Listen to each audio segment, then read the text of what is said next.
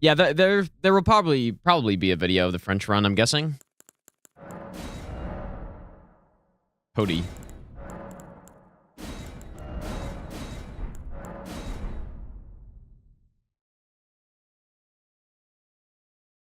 I don't know what Godefroy. Yeah, I guess, but we don't go anywhere near there.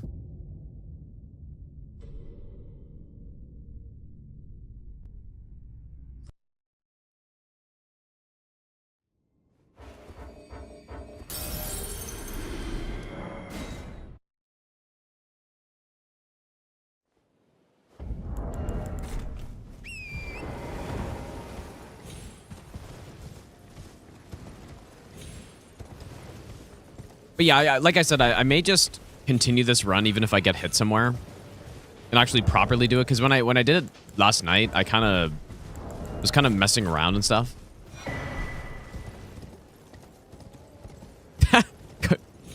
Cody Wan Genobi. It's pretty funny.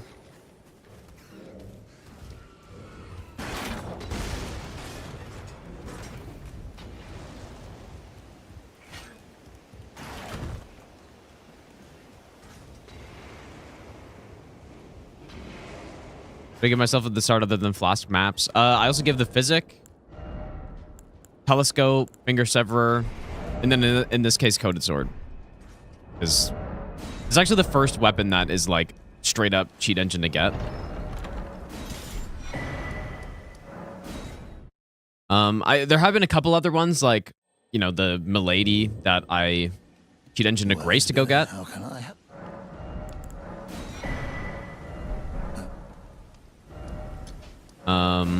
And then Hand of Millennia, obviously, I cheat engine to Grace to get. I guess I'll check picking up the Stone Sword key on the bridge, maybe. But yeah, because I'm doing cheat engine on this, I thought it'd be fun to do 2 instead of 1.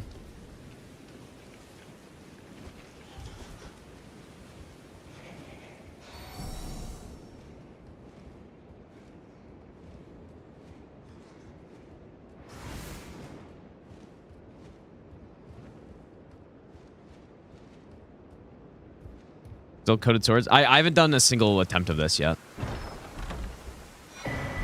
Like this, the reason is because we spent a while trying to figure out, and not really a while, but oh yeah, I didn't even get the stone swords yet. I spent a while trying to figure out what to do for this one. But no, this one's like we haven't done a single run yet, so. Let's see here.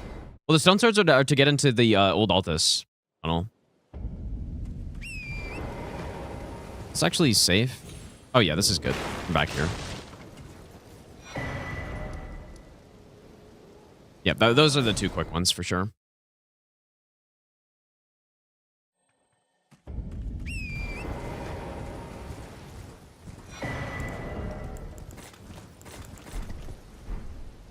Yeah, that works out better.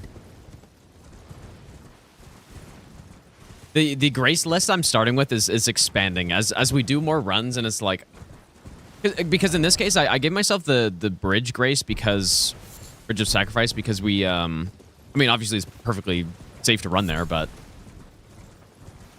because we're doing the Vare quest on this one, so we need to go.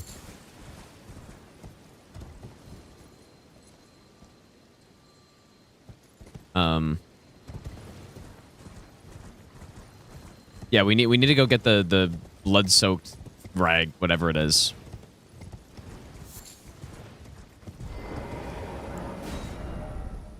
That kind of scared me, dude. Oh god.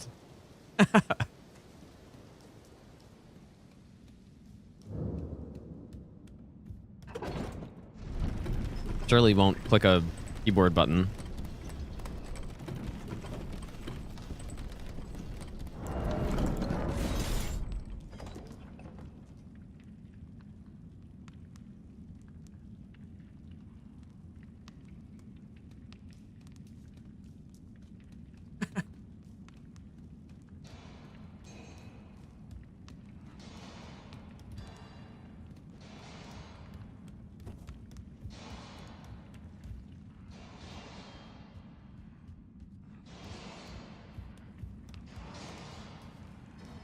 Can't see much of the screen at this point. Enough, though.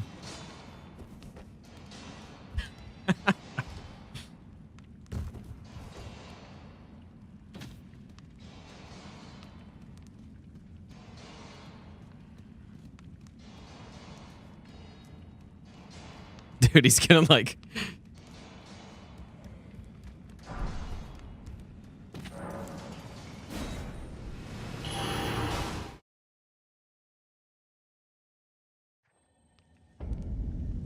Okay, we got that. Now we can choose Bellberg Hunter.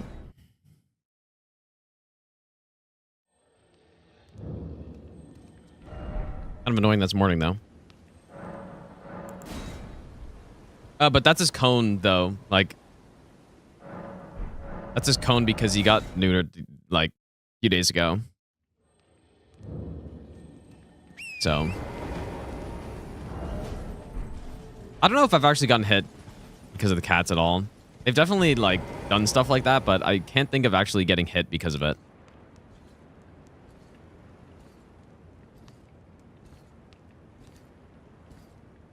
Although, this might be the time. Oh, yep, and there it is. There's the spacebar press. There it is.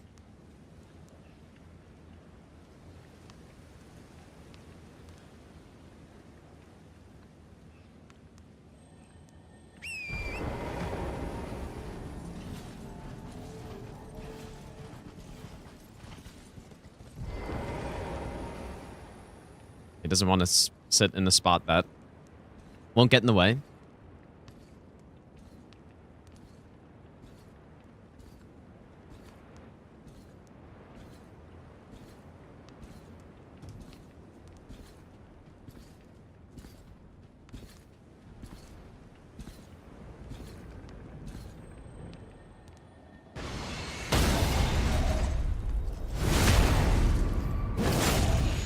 Okay.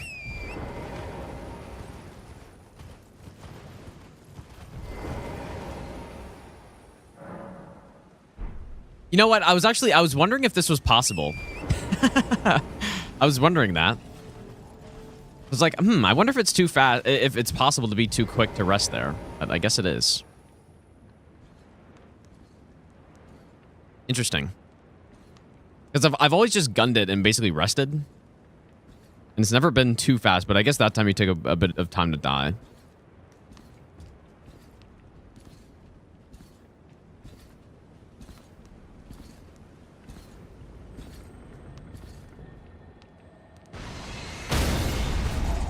Yeah, surely sleep schedule fixed and I'm not still just awake at 9 a.m. Surely not. But no, it actually is fixed, yeah.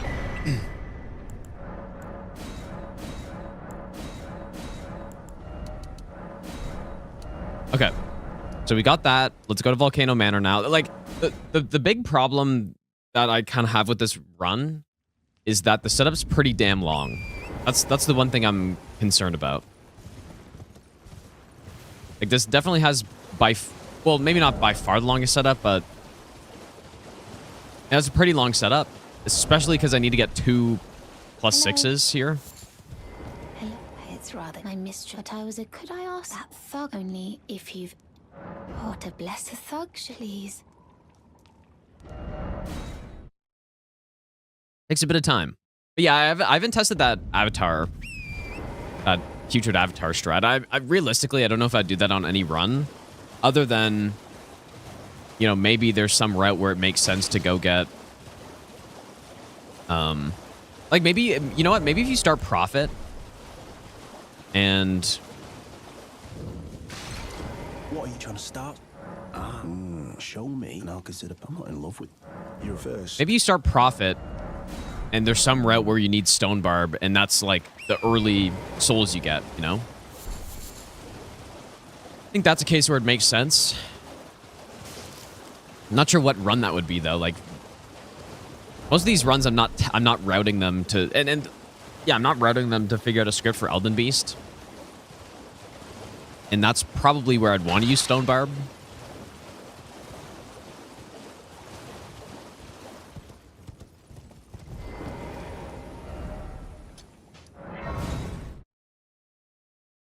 Let's see how long this takes, though.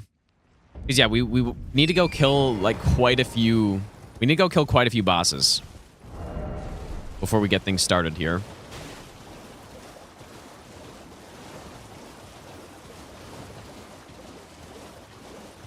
Pretty much none that I can think of, Blake. The thug, please. I mean, it's an open world game, so you can very easily go get a lot of weapons I seek you right away. to steady such, please.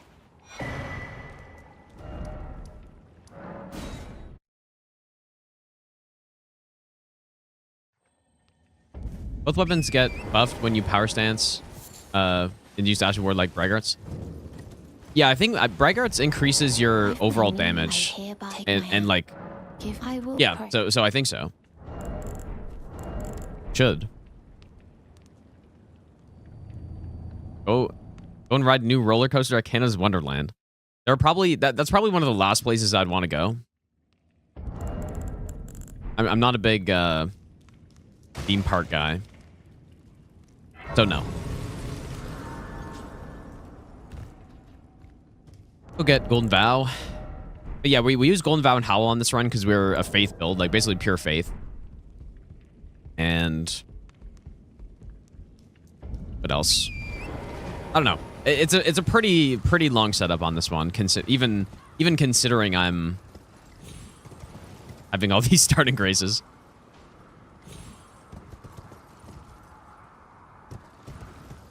But yeah, this moveset, this weapon, very fun to use. And unfortunately, we also still kind of need stealth, I think. I don't really see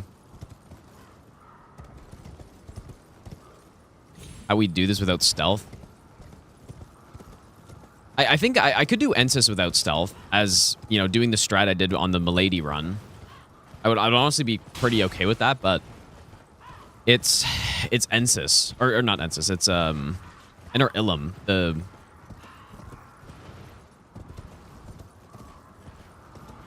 the like consistent staircase. I don't know how I would do that. But the rest of it would be fine.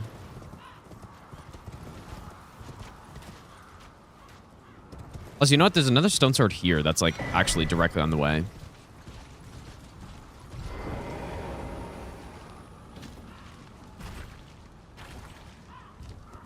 But I don't know.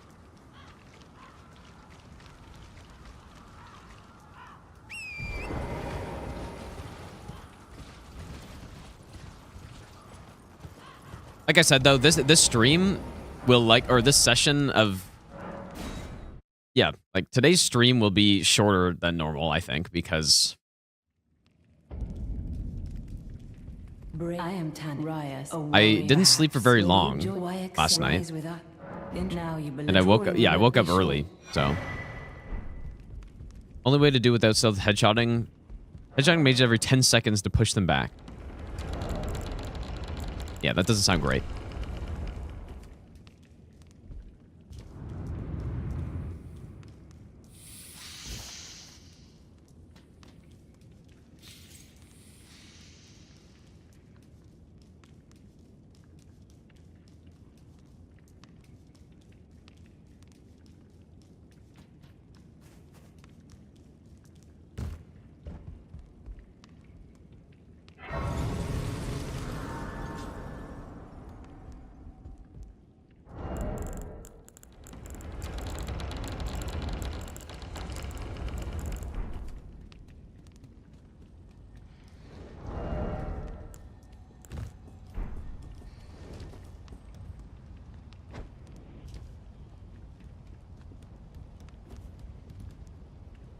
All right, we're gonna get the Somber 7 here.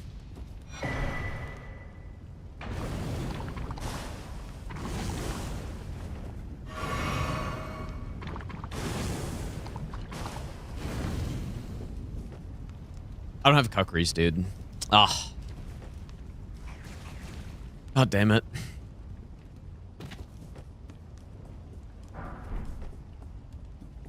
My sleep was okay. Like I slept at around 12:30 or so, and then woke up at 6. It was fine, but I slept also in the middle of yesterday. So surely that makes up for it.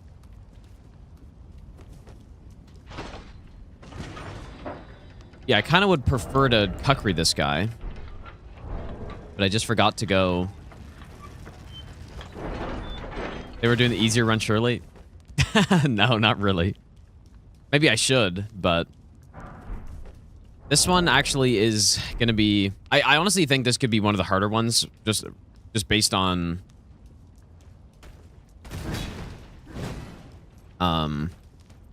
Based on the fact that we're not doing an any percent here. Like, we're doing a DLC percent.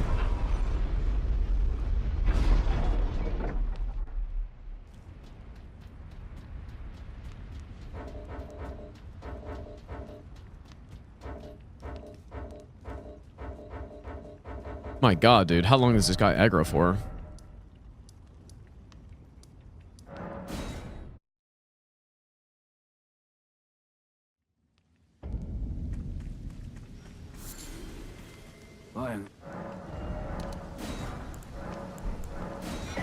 I don't know why about that.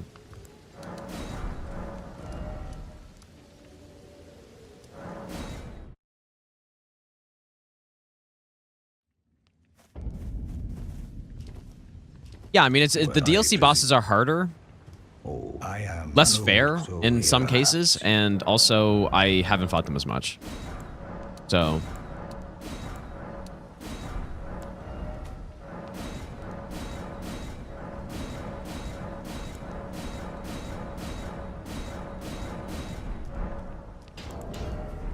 Harder, less fair, and haven't fought him as much. Bad combo. Okay, so we need, like, we basically just pump Faith at this point. I guess, right?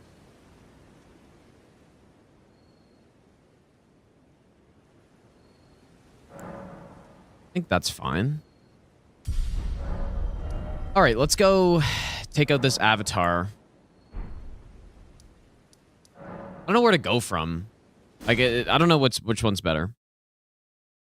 Yeah, less fair. Like, the any percent bosses, for the most part, like, at least with all the strats we've gotten stuff, are... There's nothing really that's super garbage, except maybe Gideon. Even Elden Stars at this point is, like...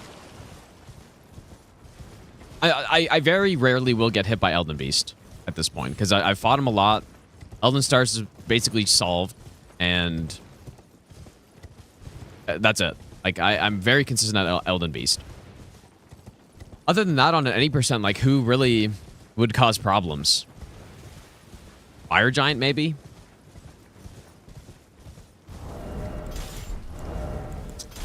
I also kind of messed up. I should probably go do the other avatar first. Well... I don't know.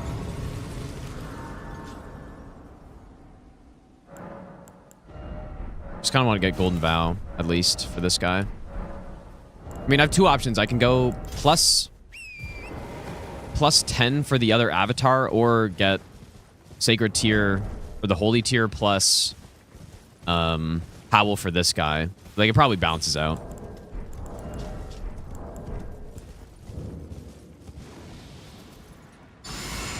Yeah, with upgrades, hardly anyone. Yeah, exactly. And the DLC, it's just, like, Consort can meme.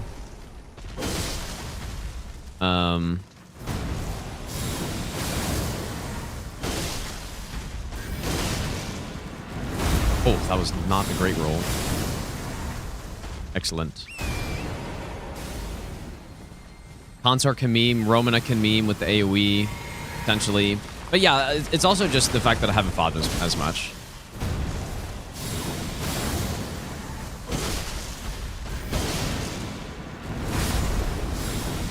Wait, who just died there? Oh, shit, I got kind of lucky. That guy was coming in to smoke me right there.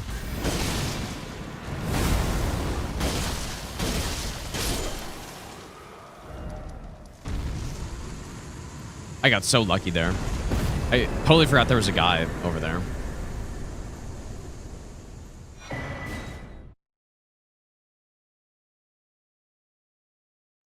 So basically, getting the Somber 7, we have three options.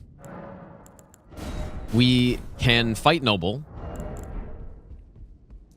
go around, get the Somber 7. Other option is we can do the skip around Noble and then go around, get the Somber 7. Or we can do the third option, which is what I'm doing right now, which is the skip. That I totally missed. This might take me a try or two. Because that was so poorly timed. That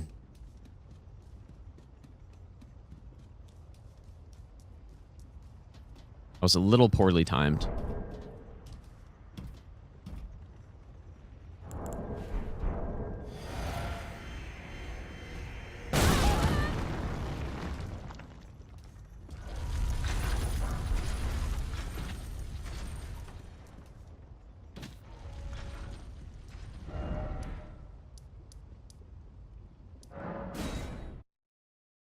Yeah, Noble Skip was also on the table. Like, that's what I was saying. There are 3 options, and I like this one, but it does require me to go kill another boss.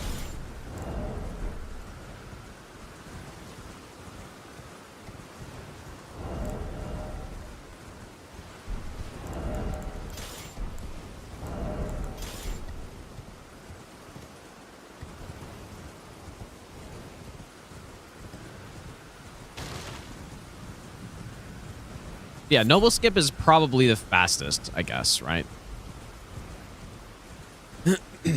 Probably. Especially, like, Noble with this setup isn't the fastest fight. Like, Noble's probably the slowest option.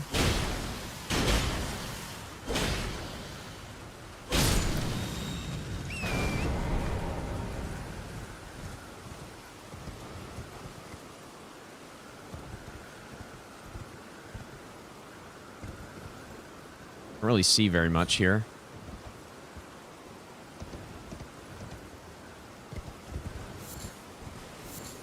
All right, there's +9.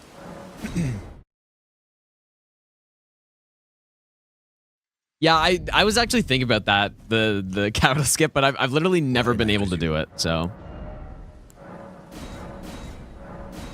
Not a single time have I been able to do that. I haven't tried that many times, I guess, but. Okay, so now we go over here. Let's go to Nightmare.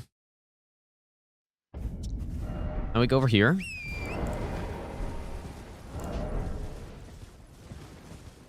Yeah, I did consider that.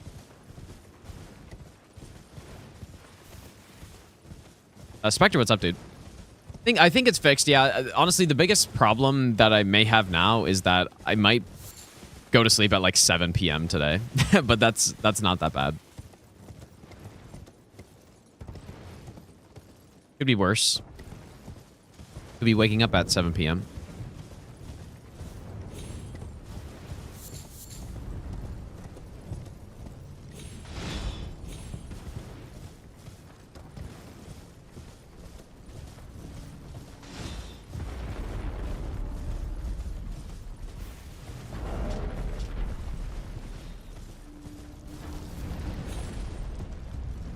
I do wonder, though, if we only went with one coated sword, how long would this route be? Because what I'm trying to... Whoops.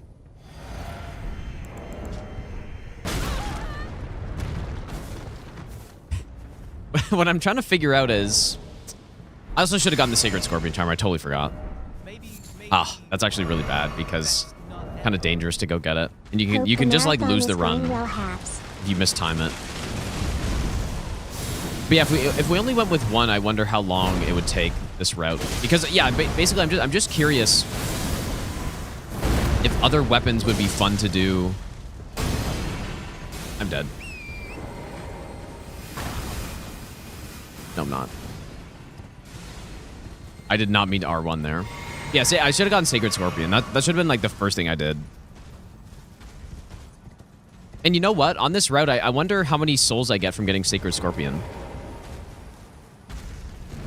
So maybe that's enough for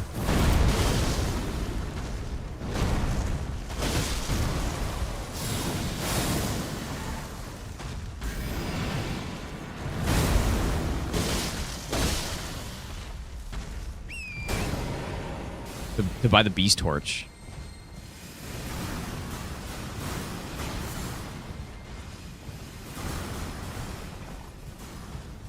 Aren't many worse bosses or worse attacks in the game than that one.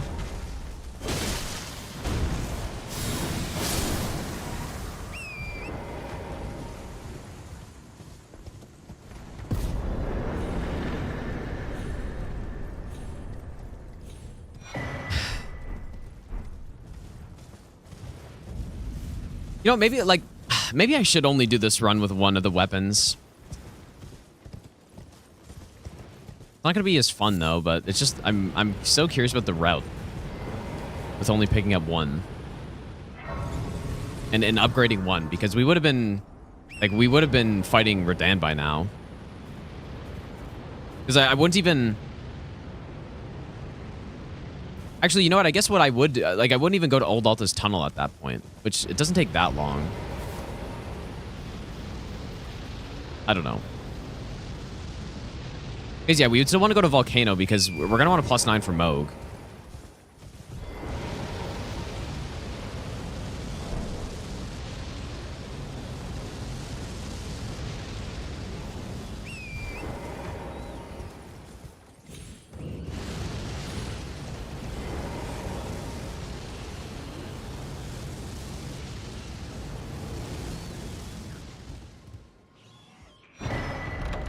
Okay, let's go take out this NPC.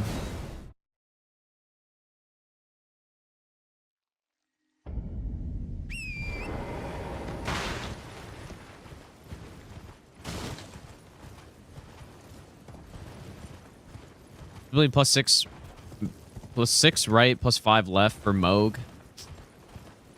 But the I don't know, the DLC ones aren't, I wouldn't say much faster. What am I doing?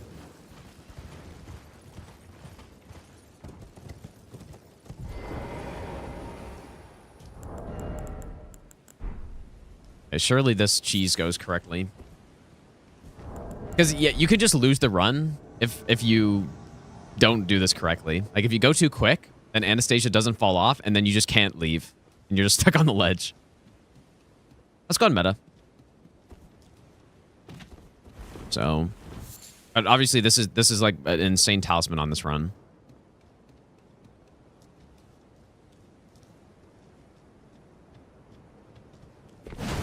Okay, surely that's close enough. Fucking hell, dude. This is why this should have been the first thing I did. Because it's not exactly the safest. Okay, so what is next? I think we're good to go here. You know what? I was going to kill Margit on this as well. Get the talisman pouch. And then what I decide is that I'm going to give myself another talisman pouch when I kill Radahn. Just so that it's like one per main boss I kill, basically. Yeah, surely I don't need Howl for this, but I guess I may as well. I just went and got it, so...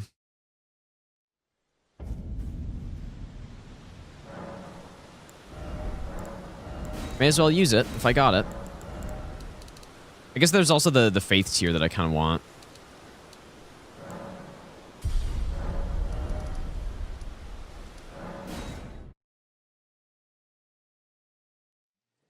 Sumatis, have a good night, dude. 25 minutes down the drain. Yeah, nearly. So how many bosses have we actually killed so far? 2? 2 non-cheese kills. And it was Avatar fights. And then we still got to go get stealth. We can go get stealth before... We don't need stealth before the DLC, though, at least, so...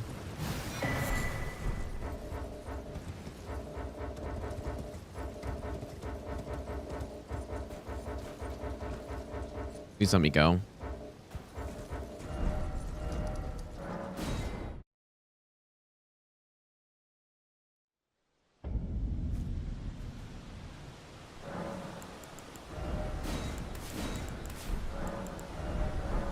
Definitely need endurance on this build as well.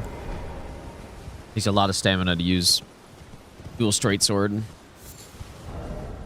I've got a +9 for Margit in ages, man.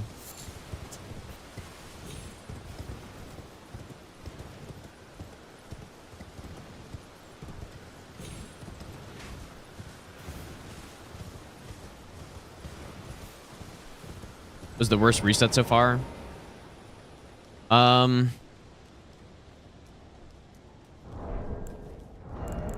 crossbow Malekith one was kind of annoying because, you know, we're decently far in and, you know, get hit on a boss that's actually pretty easy for that build, but it's also like a garbage build. So, oh. So yeah, that one kind of sucked. I wonder if I have time for... Damn.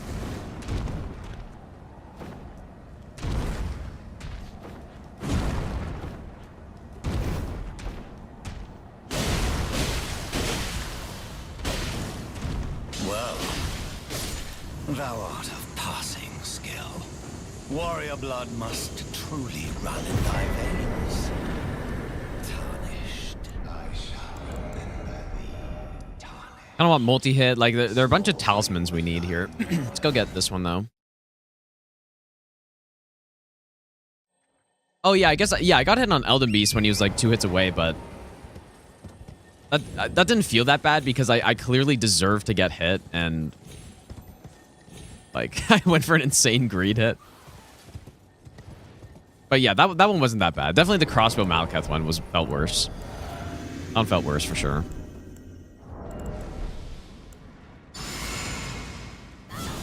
Because it's just because of the difficulty of the run. Like, the crossbow... The pulley crossbow run was much harder.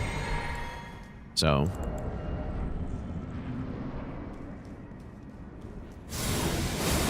Look how much fucking damage this weapon does, dude. It's actually... Okay, we're +9, I guess. Kind of forgot about that. Even +6, though. And then I think these guys are weak to holy, too. Relatively weak.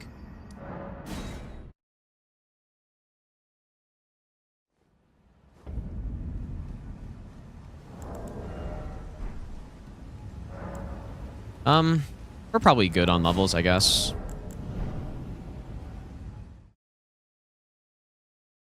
Let's go on Bazia.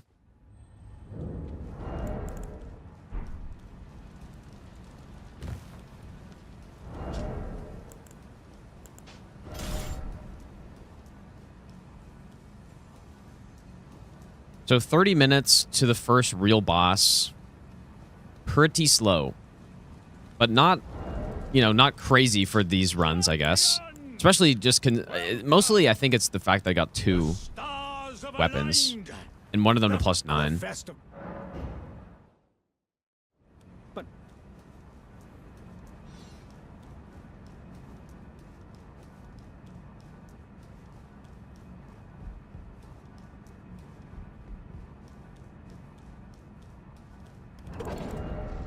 maybe best not ever. Dark White Souls Sun, thanks 2 for the is best 40-month Souls resub. game ever made. Also, Meta, thanks for the 23-month resub as well.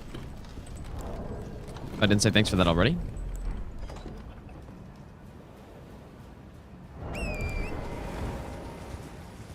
My sleep was okay. It was a little short, but I woke up in the morning, so that's good. I did wake up in the morning. First time in a while.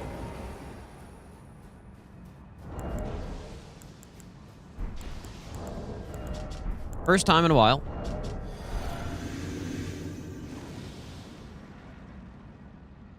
Maybe I'll give you the best not ever. Hey Pay, thanks for the brand new Prime sub.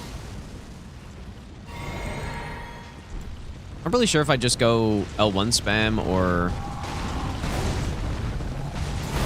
That was not my best roll right there. All right, buddy.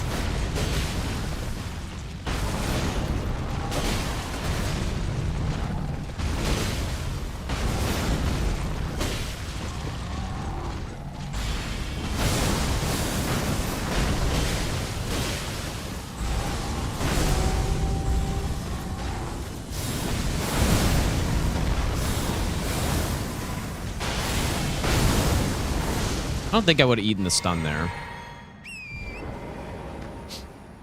Maybe I'll give you the best not ever. Kisses to the boss. Winky face emoji. Love you man less than 3. Not like it matters. Okay, so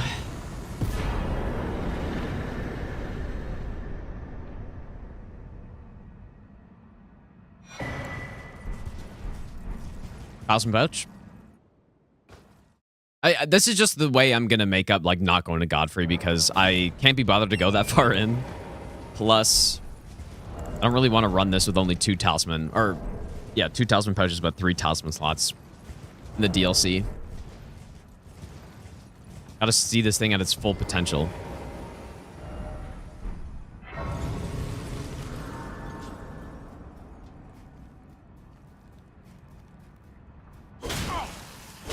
What are you playing? Wait, I see. I Oh. see it now. Humans all lose Is that their not- wits eventually. Then there's nothing. How could this?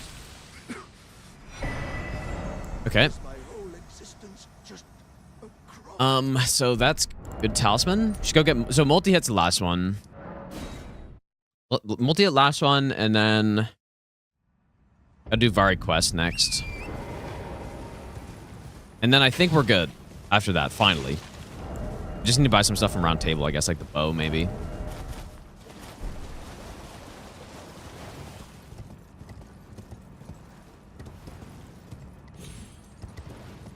Maybe I'll give you the best nut ever. AF King Matt, thanks for the Bernie Prime sub. Also, Tuvos, thanks for the 2-year resub. Welcome back, dude.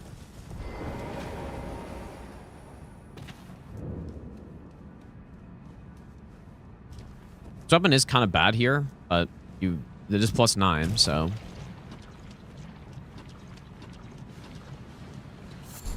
Can't be that bad.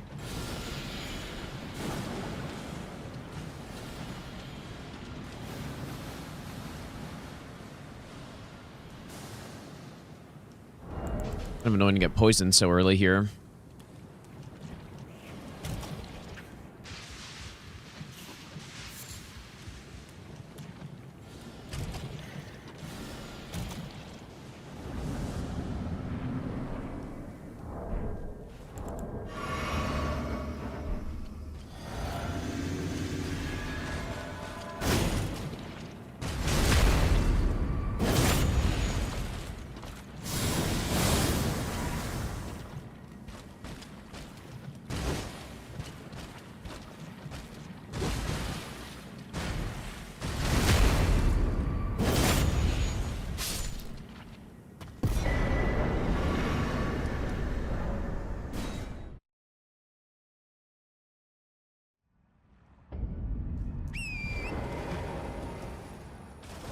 This might be. I don't think this is the first run where I didn't get Blue Dancer, but there are very few runs where I don't get Blue Dancer Charm at this point. I think maybe I definitely didn't get it when I did the Giant Crusher Braggart's run. Oh, But other than that, I kind of feel like I got it on every single run. And with Night Rain for the most part, yeah, definitely for the most part. But I'll play it. I guess if the DLC comes out in what, like, a week and a half or something? Is that true? So yeah, I guess I'll be playing it then. Get the dagger. Want something for Sacred Order as well. The bow. Yeah, it's too good for no hit, yeah. And even if your weight's sitting around like 12 or 13 or something, like it still is better than pretty much any other talisman I'd get. Are you kind? Let's great anchor until it Golden Epitaph. I was thinking about it. I mean, I'd only use it in one spot, which is, or I guess 2 spots, maybe. It's the, we're gonna kill the Ghost Flame here. And I can also use it in the Enter Ilum Bird section, I guess, but.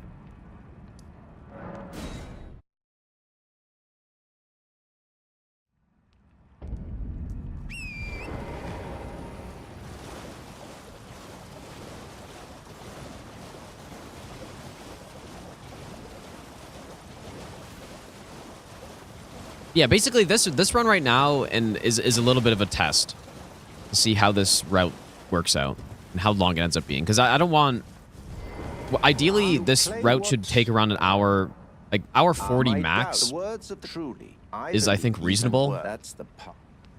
Just because when I do a normal any percent, it's pretty much an hour 40 max at this point with all the starting graces, that is. So, I also need to get stealth here, too. Again, I could wait to get it, but I'm already here, so...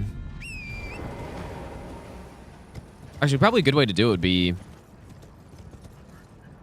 There's a spirit spring. Never thought about this. There's a spirit spring over there that I could use to get taken up to... Yeah, that makes way more sense, actually. Don't need to get 2 summers upgrade save. No, there's no way it'd be 15 minutes. Because what it would save is having to pick up the 2 stone swords, which takes like no time, plus going old Altus. That's what it would save. And then when we actually get into the DLC, so that probably saves what, like 3 minutes maybe? Maybe 4. And then in the DLC, it takes us how much longer to get the extra? We do kill an extra boss, so we kill the Ghost Flame Dragon for the extra 10. Oh, I didn't. I kind of messed up. Maybe I'll give you the best. My plan was to not do it that way. Like I don't know what my plan was. I guess I'll go get this one first. I was thinking I would unlock that one, then go up the Spirit Spring. But the problem is the imp like aggroes, I think.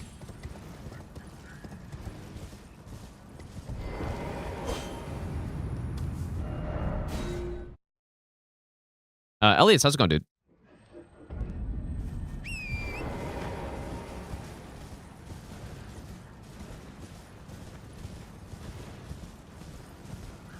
Now, where is that spirit spring, though?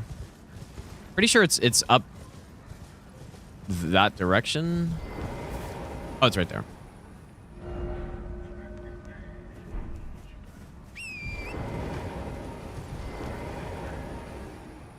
I mean, there are a couple, I think.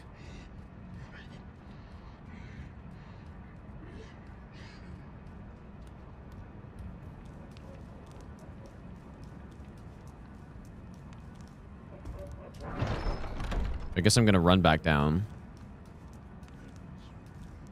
I probably survived that, right?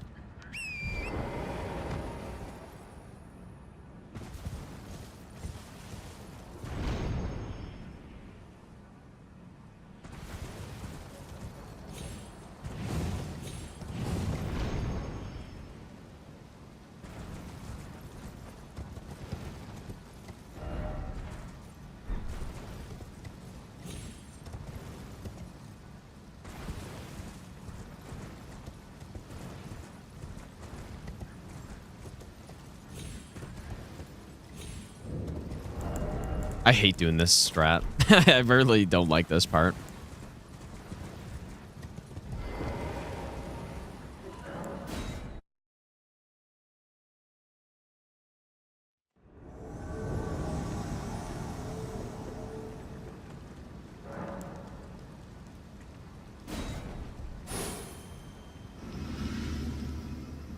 I got back on at 8:30, I guess, or maybe a little after that.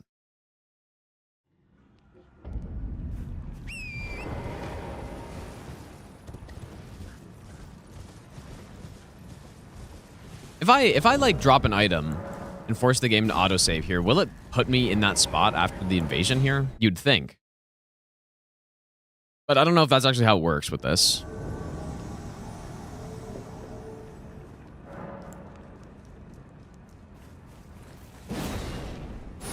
I think one-handed fist poise damage is bugged. I don't think it's bugged. I think it's just insane. But yeah, it's definitely no, I guess it does nothing. I don't know. I would be very curious to see what the highest poise DPS in the game is, and I would bet that fist one-handed is the highest, probably. Aside from, like, Blood Fiend, I guess. But, like, when you factor in stamina as well, like, one-handed fist...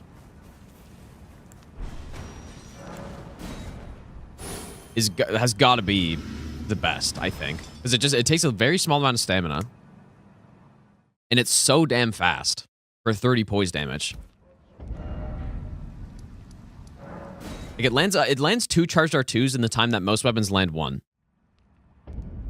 So it's pretty insane.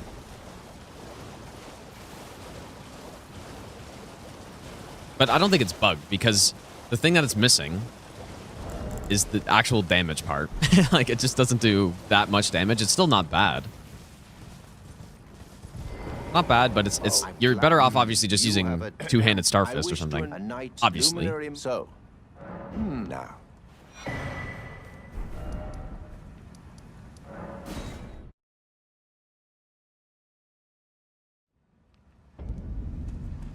Yeah, well, that Qatar run was pretty insane.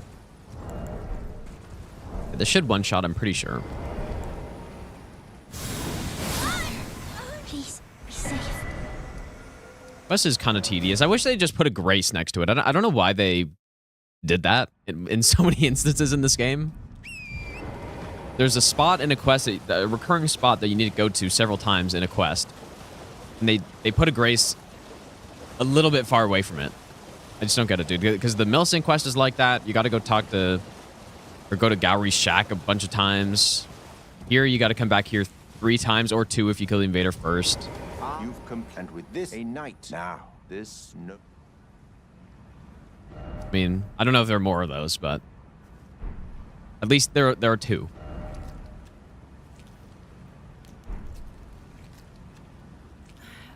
Oh, good heavens.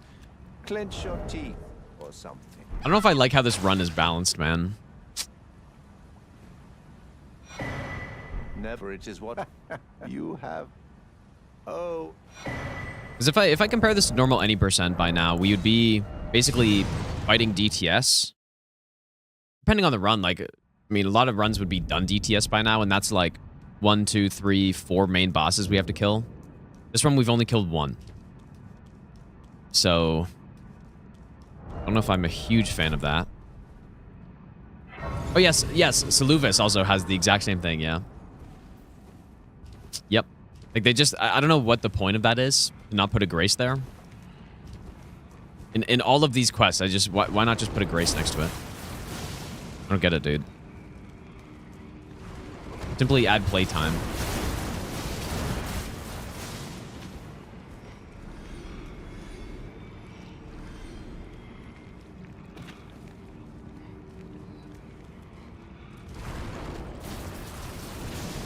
I definitely do not think activating certain graces should lock you out of other ones.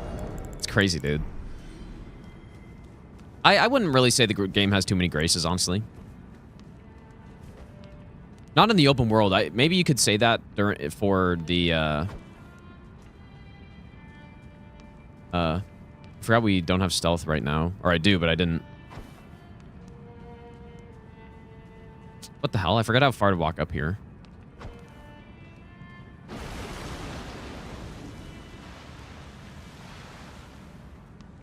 You could argue that maybe in the legacy dungeon there are too many graces, but I don't think the open world has too many.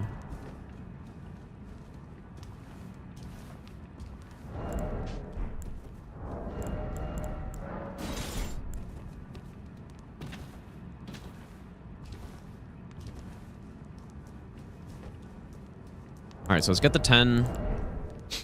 Level up.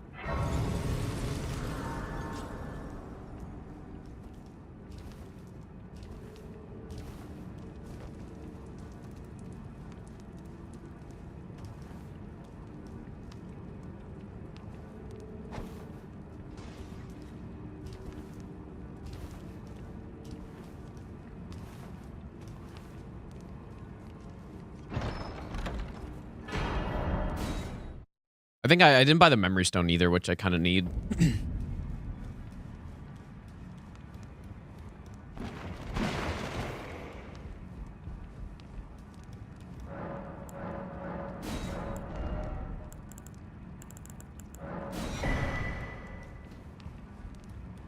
Are there limits to the run requests? Absolutely yes. These runs aren't meant to be like master run level runs, pretty much. They're meant to be something that's pretty chill, like for a no-hit run. And just something that's fun to do. It's not that low damage runs aren't fun necessarily, but I don't want to get like stuck doing some shit low damage run that's just not fun. Like, you know, like the Life Hunt Scythe DS3 run. That's no good. That's not what I'm looking for.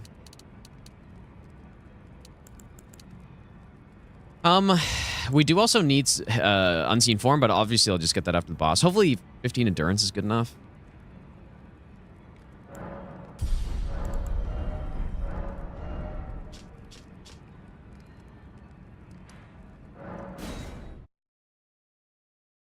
Yeah, it's supposed to be fun and interesting. Like, basically, builds that I haven't tried before.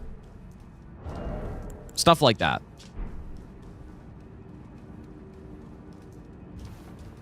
Yeah, Soldering Iron for Yorm. Like, I'm not doing that kind of thing on these. The pulley crossbow run was borderline. It was a cool run, but... you know, Elden Beast was pretty fucking long. So that was like, that was within the limit, I would say. Like, barely. Okay, well, I didn't get throwing knives, so I kind of would like them. Ah.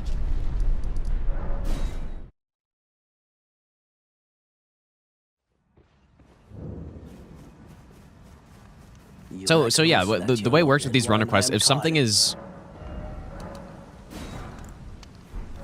too bad, or I just don't want to do it, I'm just simply not going to. Like, that's it. And I'll just refund the points or whatever. And there are several runs that are requested that are like that. So.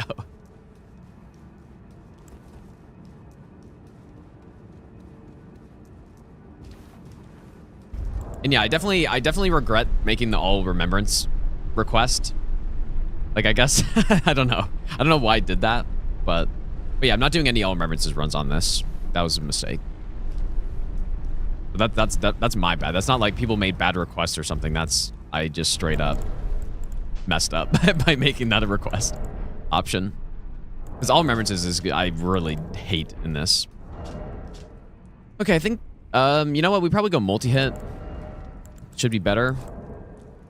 Maximize our chances of a one cycle with multi-hit.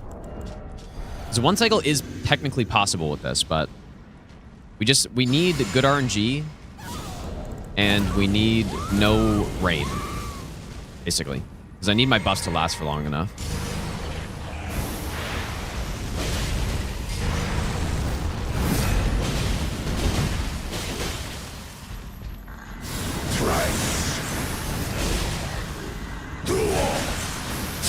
Please don't swipe. And he did rain. Okay, I got kind of lucky there. I did not have enough stamina for that. Okay, you should stagger on the next one.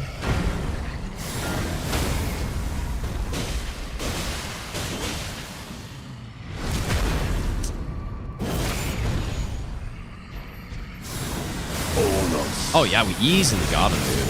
I can see. Wow, that was clean. As clear as day. The coming. That was actually the cleanest one cycle I've had so far, I think. Like, most of the, like, I probably one cycled him 20% of the time.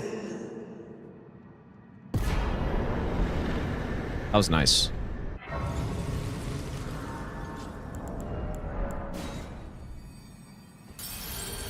So we need 16 int now.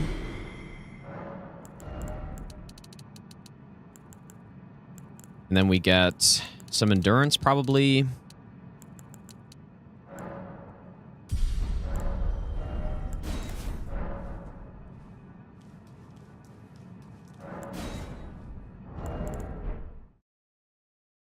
Okay.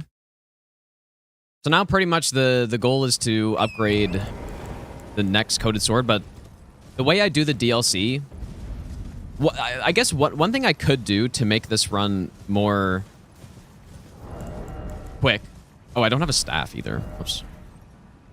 One thing I could do to speed up the run is a normal DLC percent would be Mesmer, Romana, Consort. But because I think they're fun and I think it breaks up the DLC better, I like doing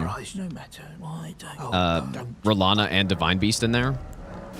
But if I feel like this route is too long, maybe, then I can just cut them out and then maybe like just do them after once the run's done. But then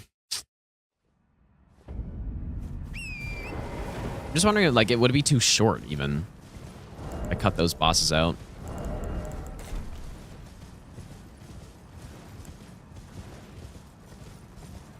Especially if I unlock races, because I would. Like, I'm not going to run all the way to Shadow Keep from here. Probably.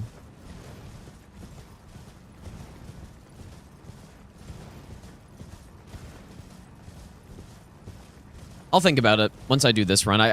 Even if I get hit, I'm not going to reset just to actually see what a time would be for it. If it ends up being around an hour, like under an hour 40, that would be reasonable.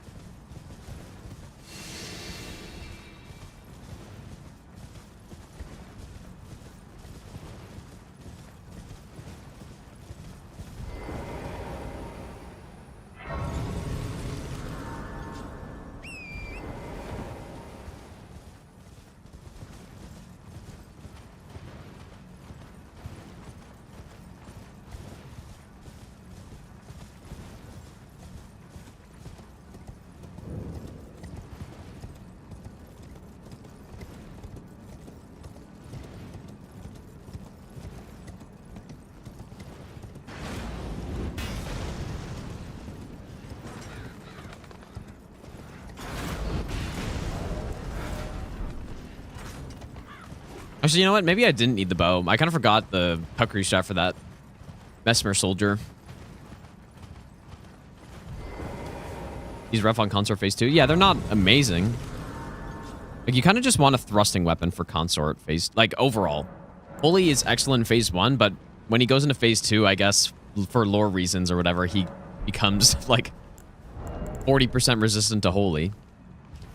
I kind of get it, but at the same time, I think it should have been 20%. Or should have been... Like, it shouldn't have been the 440 because I get, like, Mikola, Holy Resist, whatever, but...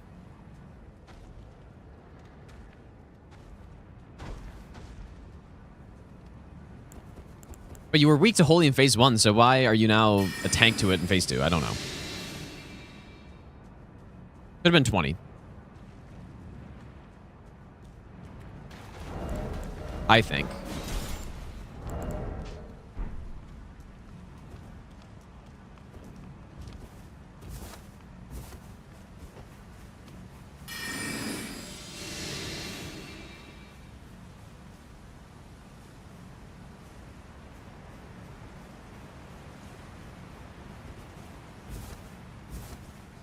Can't really think of actually too many bosses like that are so drastically different to a damage type in phase 2. I'm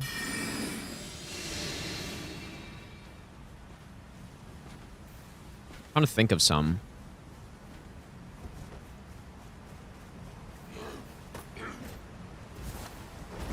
Like, I guess Mesmer.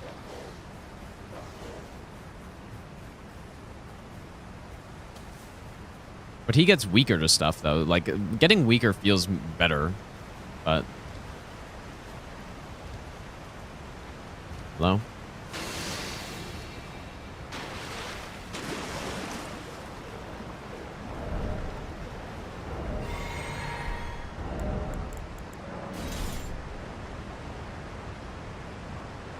Which magic strong and holy then it... Oh, is magic as well?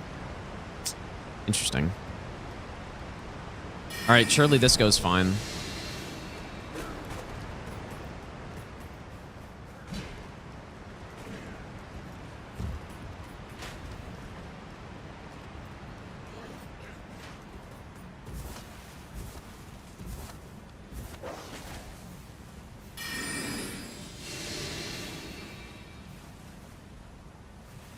That's something in my eye during that section, dude.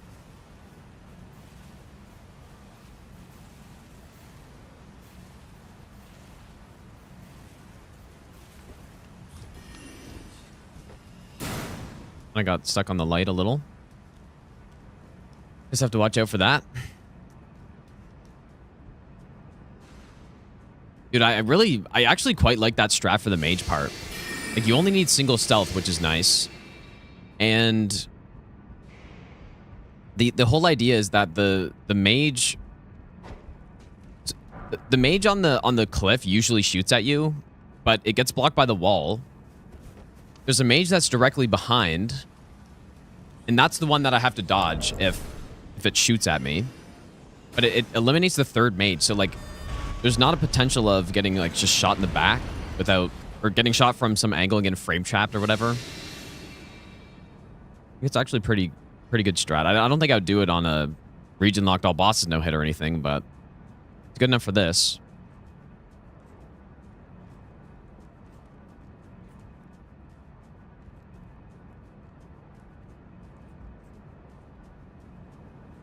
Yeah, Gale does as well, I guess, yeah. Yeah, that's true. I guess there are a few.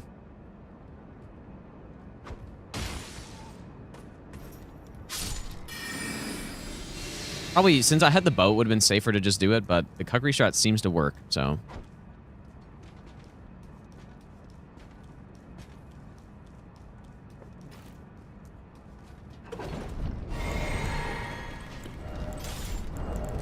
Oh, I forgot to go get the last Houseman pouch.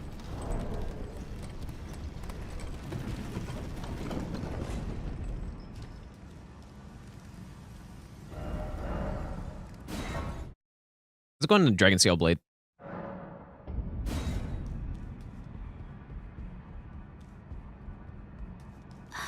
Was there something else I needed? Fine. You have now to become the thing as much. Not that I can think of.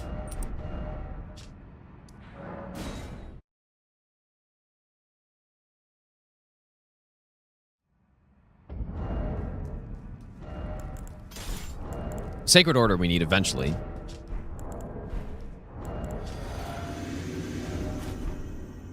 Wonder if this is enough.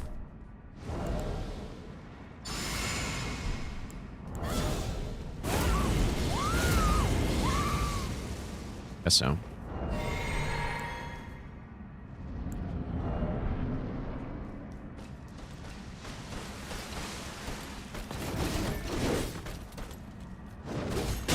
I was a huge fan of that.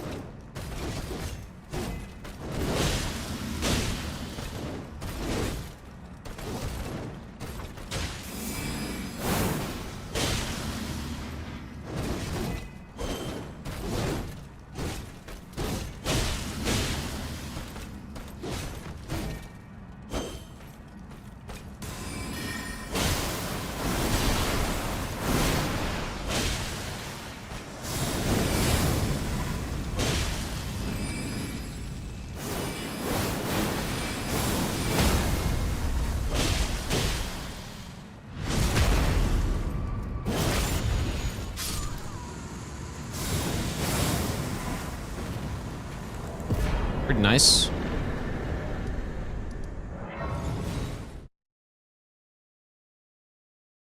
You know what? I actually don't even know if I have to trigger the Great Rune Break.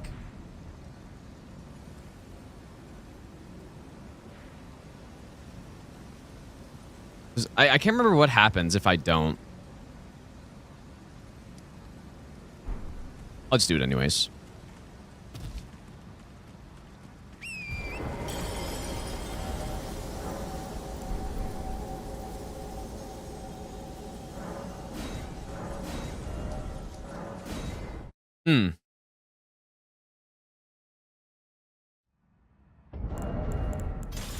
I should test that. Because I just skip Leda on these runs because I just don't care to bother with it. But I can't remember what happens. I've definitely done it once where I just teleported in. Yeah, I don't remember.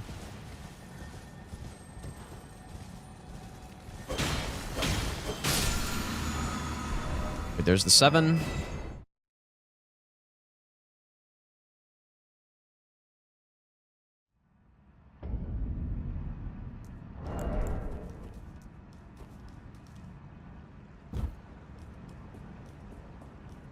Only for one, for Quest and Putrescent Knight. Yeah, so I guess I probably don't even have to bother with it. If that's the case, then I shouldn't even get the path to the village grace or bridge with the village or whatever. Only reason I give myself that one.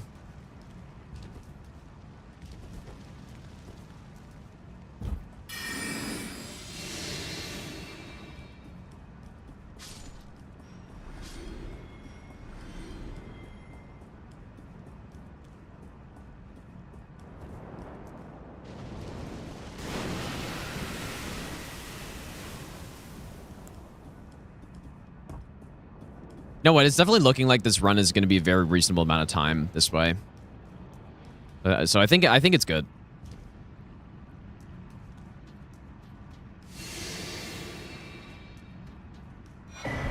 It's just that the only thing is that the slow start.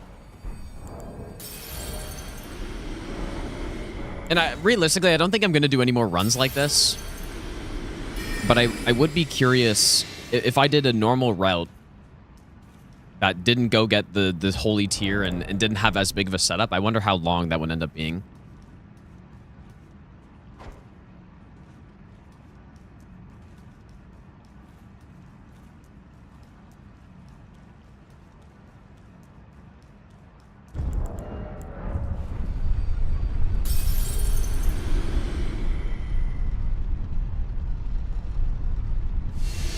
Why does a transition dodge never work for you?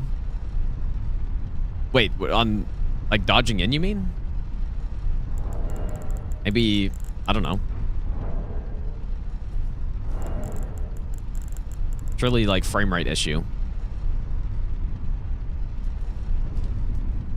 I'm here.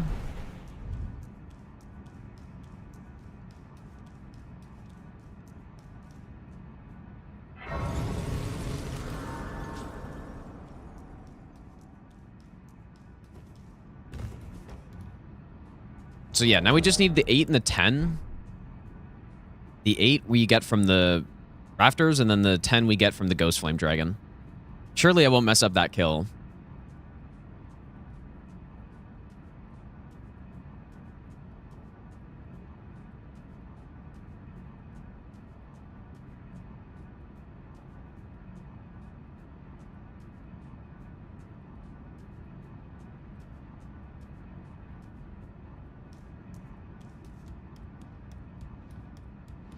The character based on it's the character's literally based on nothing. Like, people think there's some deep connection that I like really thought about it or something. There's there's nothing.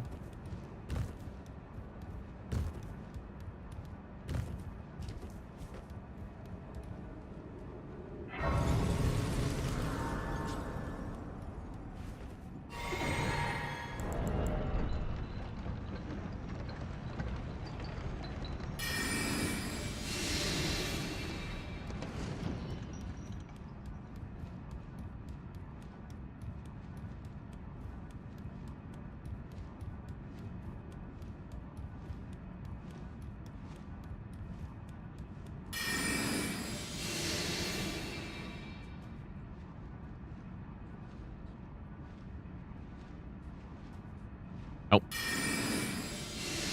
Fell down. So that's the 8 right over there. It should, like... It seemed fine to pick up last time I did it.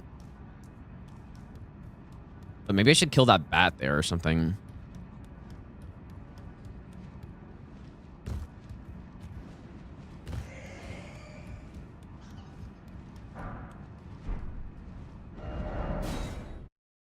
Okay.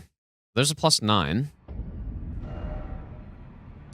Now we go here.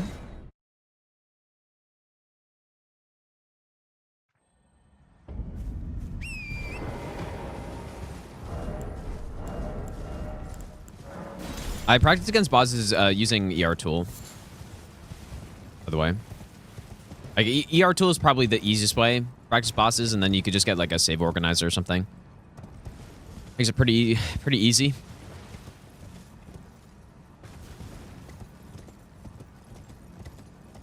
$13 missing assignments, and you choose to watch Elden Ring.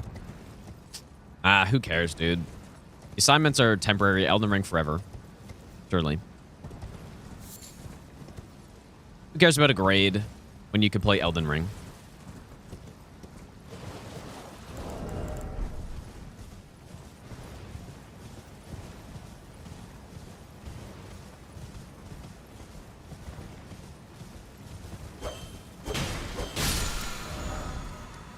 I gotten the wet blade? I don't think so.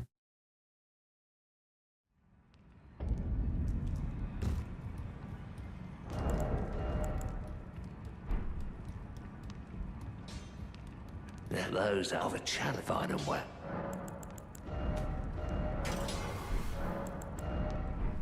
Did I definitely won't need double Sacred Order for the bird section. Not with this amount of faith.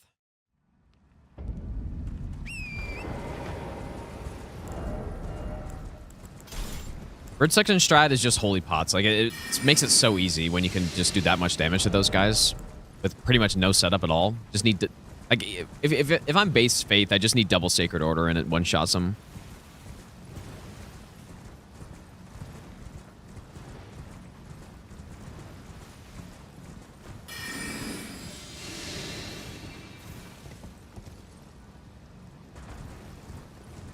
Okay.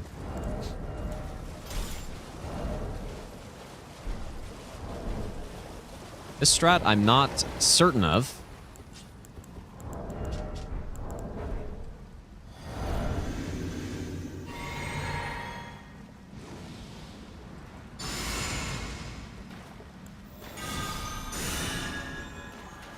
I could get last rights, but I really shouldn't need it.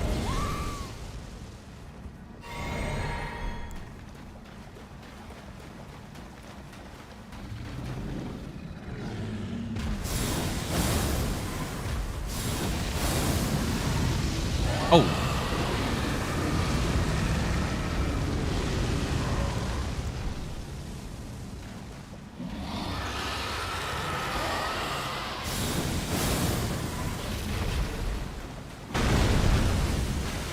Not even close. You know what? I did too much damage there, was the problem.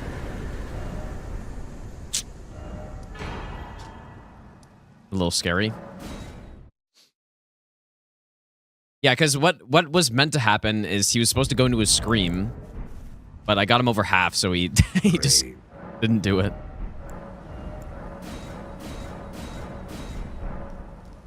Little scary.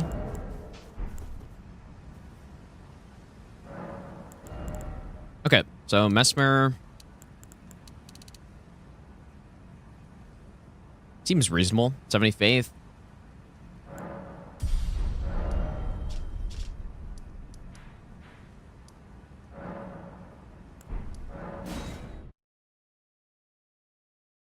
Yeah, I was the plan is to get a stun there. I should go back section first. The plan is to, yeah, 2 headshots plus a wing shot as a stun. But I get his poise started to reset, I guess. I already got the 10 from Mogwin.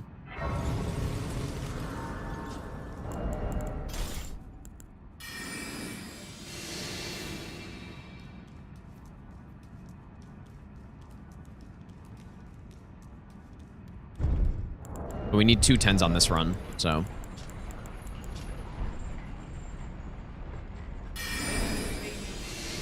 Dragonslayer, thanks for the Burning Prime sub. Hasbullah, thanks for the 35-month resub as well. Vampula, thanks for the 100 bits. Thanks, you guys.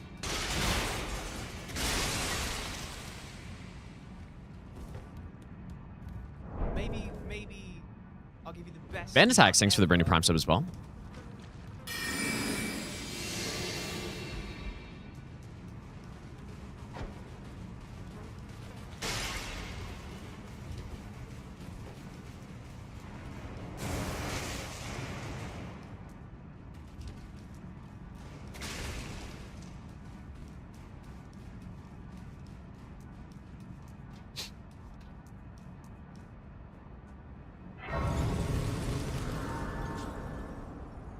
Maybe I'll give you the best nut ever. Laku, thanks for the Burning Prime sub as well.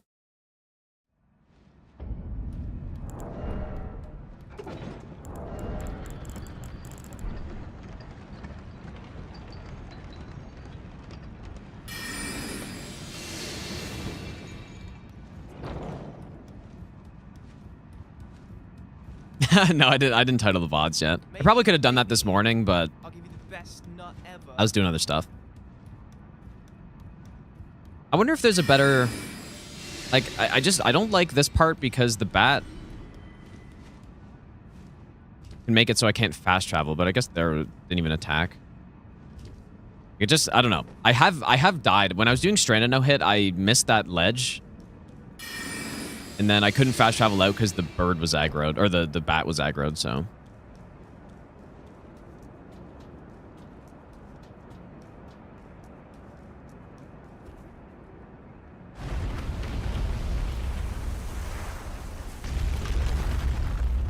Yeah, there's probably something I can do. Yeah, Cuckery.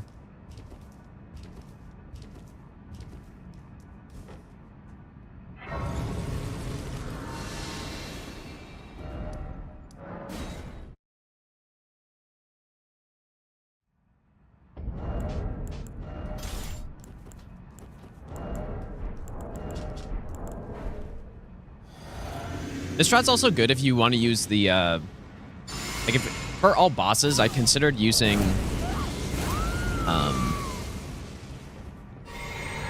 Crusader Insignia, and you can just kill one of the pots here before we go into Mesmer if you, like, trying to one-shot each phase. I didn't end up needing it on any run, but it's another good thing about this opening.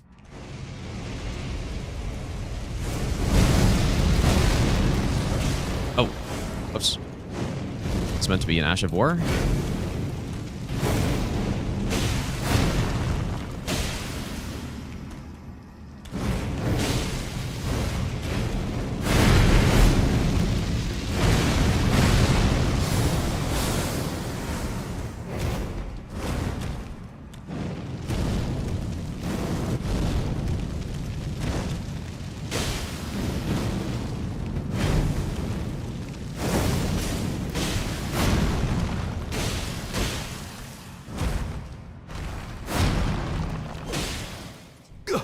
Not a great phase one.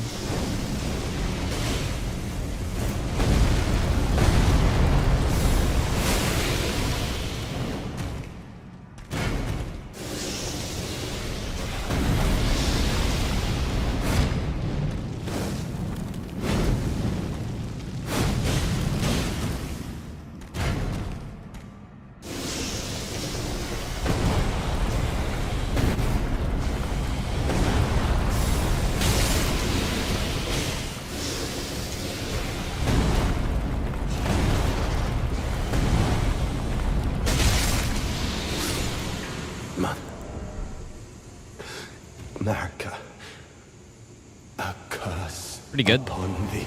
Could have been better, though. Like, not a great phase one, no stun, plus no double hit.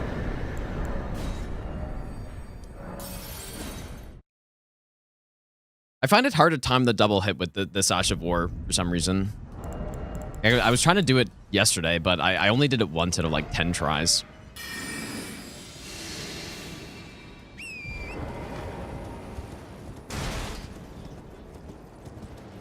Now the L2 does 30 poise on this thing. Like the L1s though, I guess are probably 6, or if that. Like I don't know what a dual straight sword L1 does.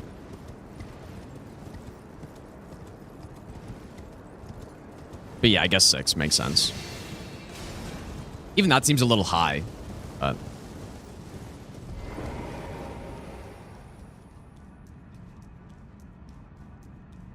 I've ever done a sword and board no hit run. Well, there's no point of the board part of that.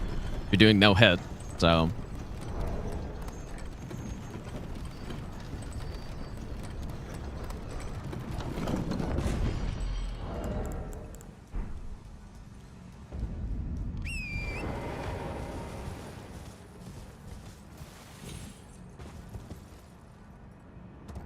Let's go, Elfman. Welcome back, dude. You know what? The poise damage on Lightning Ram does feel pretty good, though, because...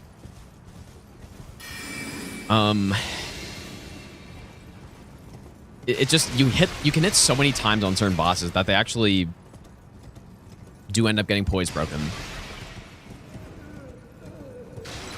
Completely depends, though, because when you're fighting a boss like Consort with Lightning Ram, then you will never poise break because you can never attack, basically. But on quite a few other bosses, I was able to get poise breaks because I could just spam and they just missed.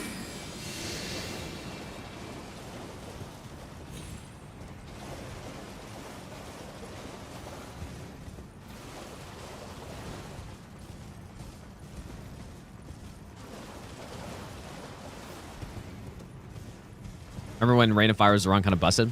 Yeah, you know, it was so funny, dude, because I remember I tweeted, like, I tweeted something about how bad it was, and I showed a video of trying Rain of Fire with 99 faith on some wildlife that was in Rao Ruins. And I genuinely had 99 faith. I used Flame Grant Me Strength.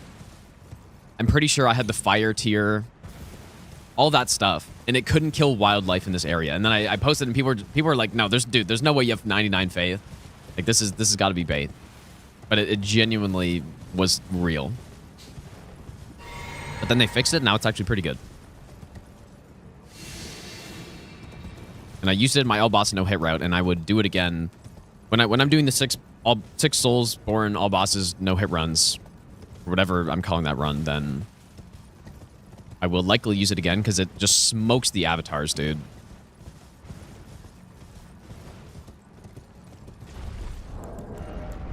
It's so good on the avatars.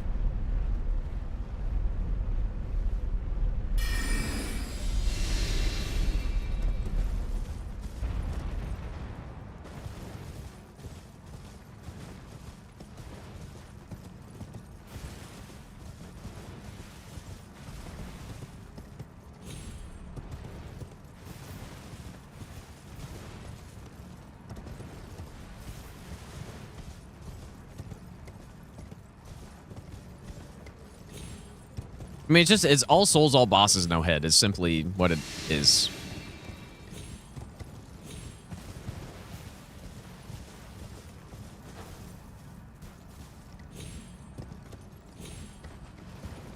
Insane skull on the bridge.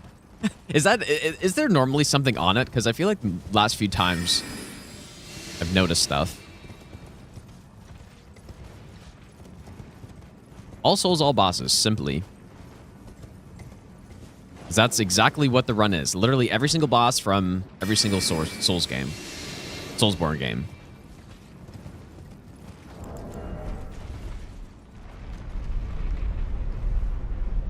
Yeah, Ultra Mega God Run. Ultra Mega God Run 3. No, I actually didn't find the invisible bridge.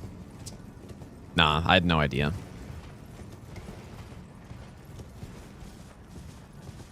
Can't really blame me for that. Okay, this fight kind of sucks. Good with this weapon, though, but ideally we land a stun.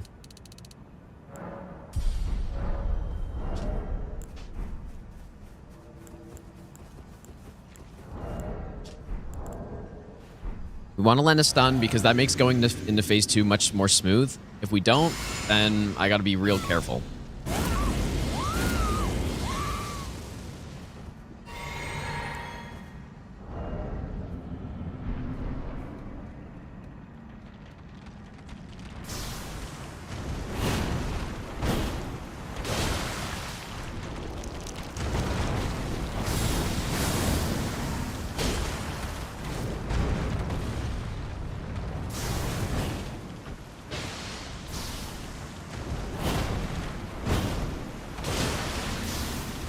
Oh.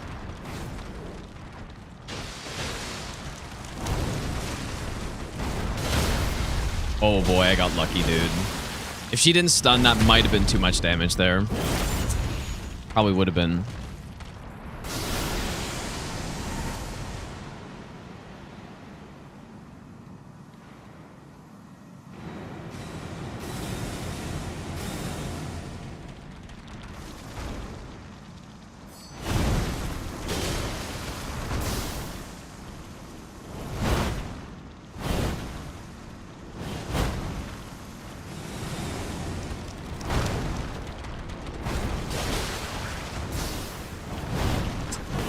Oof, boy.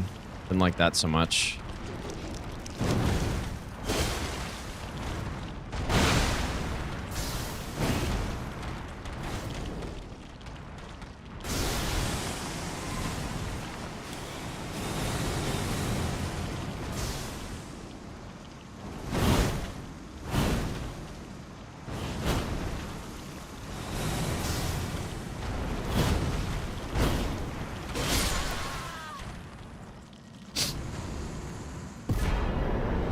That was a tricky one.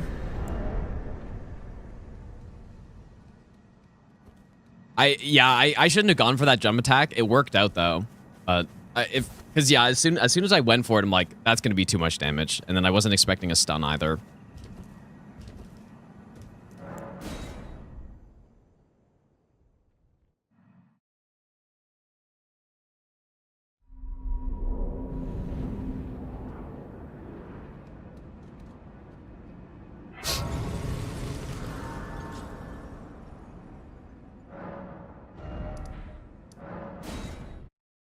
Think they should have given her dialogue in a cutscene? I don't think so. Yeah, Jimmy forgot to add the headshot multiplier, dude. So, but is it like the torso doesn't take any? It's the exact same resistance and stuff too, right? Because I think it would make sense if the torso was weak to slash. That would have made a lot of sense.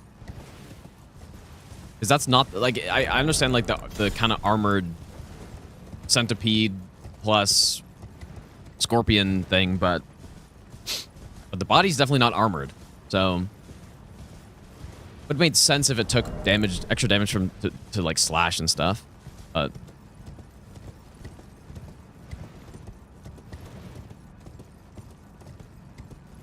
forget how pretty butterfly spell is. Yeah, until it lags your game, drops it to like 30 FPS every time. Looks good aside from that.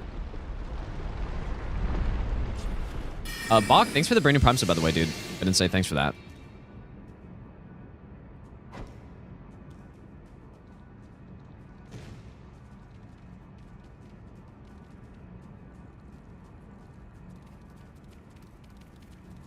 It kind of scared me a little.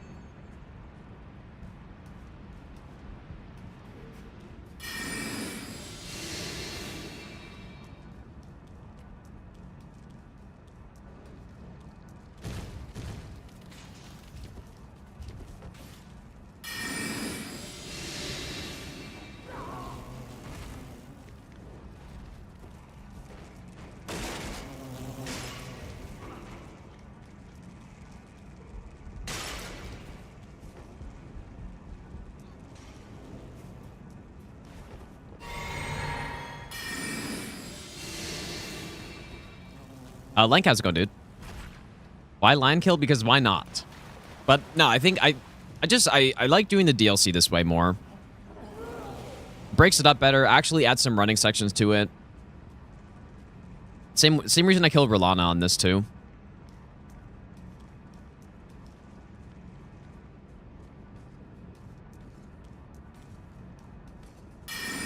Doing an actual DLC percent and, you know, only killing Mesmer, Romana, Consort,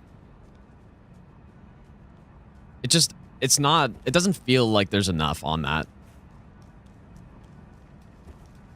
Doing the DLC this way, I think is more fun. And it seems like this run's going to end up being a pretty reasonable amount of time as well.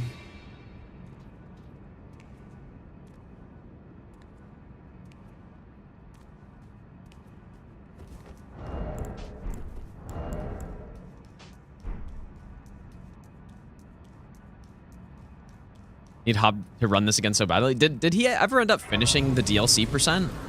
Actually, don't remember.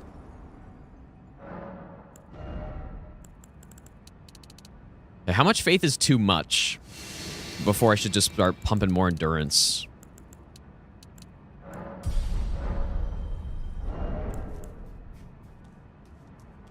Oh, he was doing all main bosses. That's right. Okay, yeah.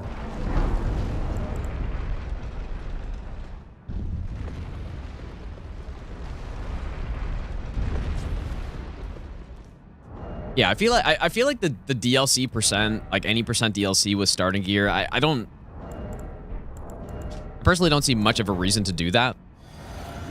But doing all main bosses though is pretty good. Like when I did, I like the run I picked when the DLC came out, the Stranded. I think that was pretty nice. Stranded, all remembrances, plus Bale. That was a nice run, aside from the fragment collection.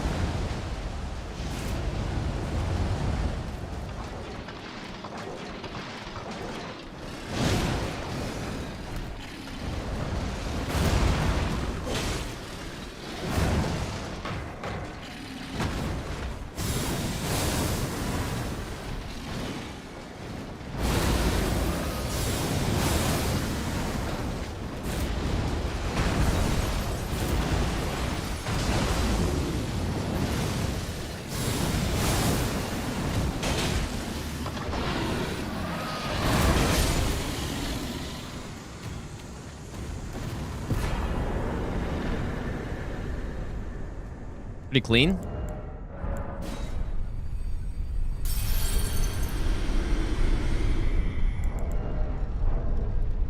A big part of the reason I wanted to do this run as well is just to kind of de-rest some of the DLC fights like this. Like, not only with this weapon is the DLC just so much better, but I simply just don't play the DLC as much, so. Yeah, we're level 12, and then we're about to get 16. I could just go to 20 for this, but realistically, on a no-hit run, you'd never get to 20. 16 is usually what I would end up here if I'm actually collecting the fragments. But yeah, I basically do the entire DLC at 12, but then once I reach Enter Ilum, I go to 16. You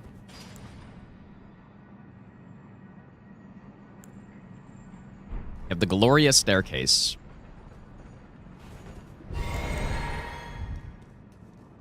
with the elevator literally being in the wrong position for some reason.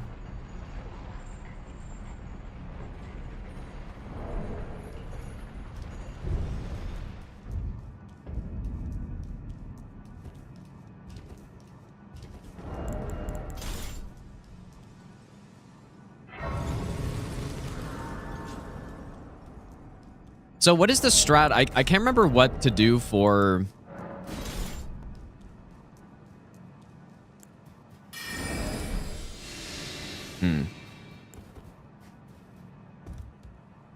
The guy on the staircase.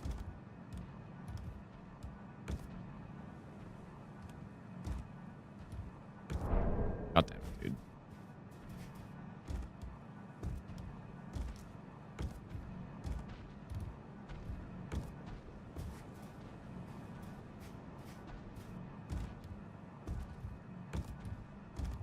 Surely 120 FPS issue. I need to Kukri, but what is actually happening here? I need to Kukri, but not sure where to throw it. Because last time I did it, the guy aggroed.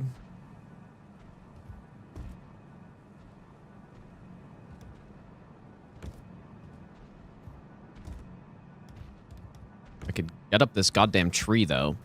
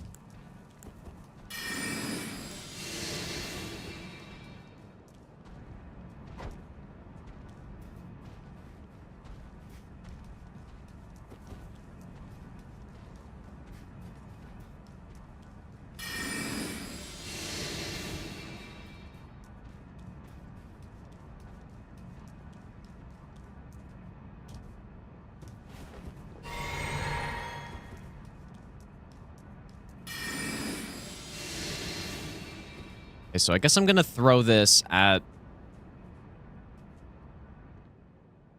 Ah, shit, I don't know, dude. I'm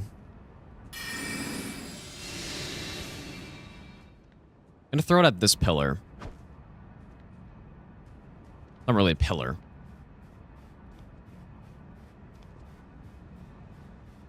That did not look good.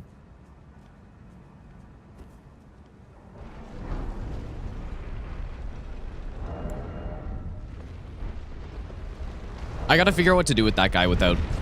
Pretty much every run I've done, I just kill that guy, but... Gotta figure out what to do there.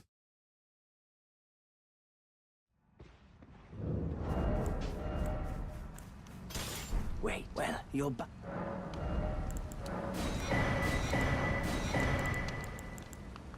Goodbye. Okay, so... I probably don't have any holy... or any flowers.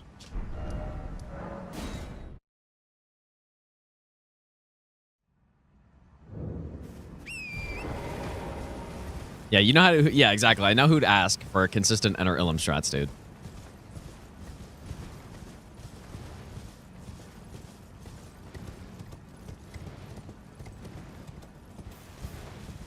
Yeah, I think this route is actually a reasonable amount of time, though. Like, hour 31. Pretty much add an extra 10 minutes for the fact that we upgraded 2 coated swords.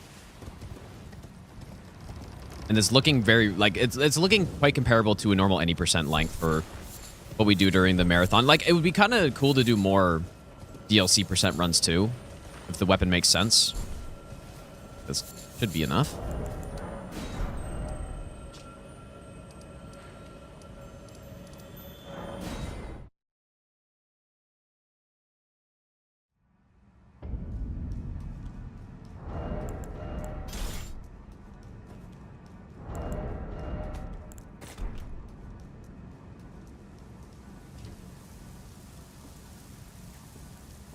gonna assume this is enough damage.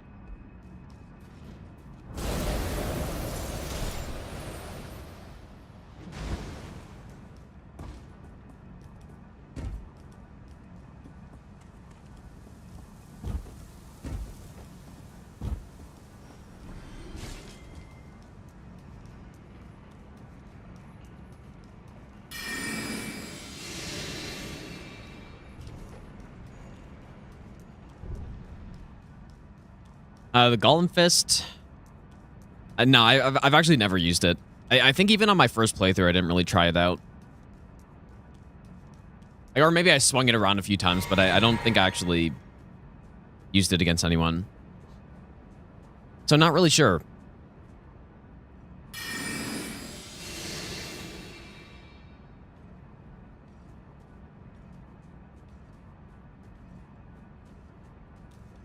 You know what? I'm going to go get the iframe talisman. Replace it with multi-hit.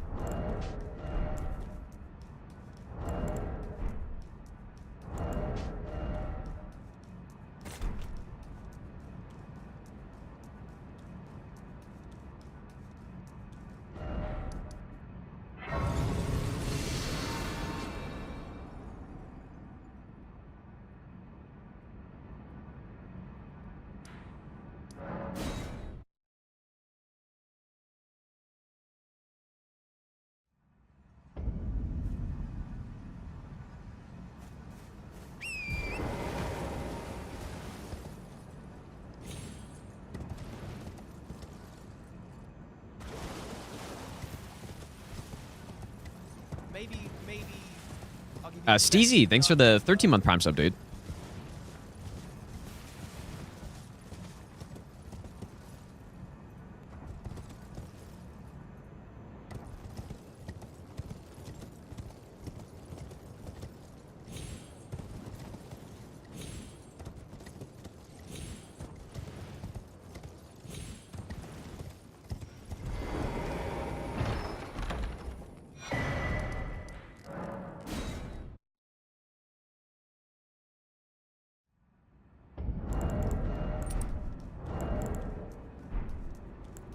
All right, surely this goes well.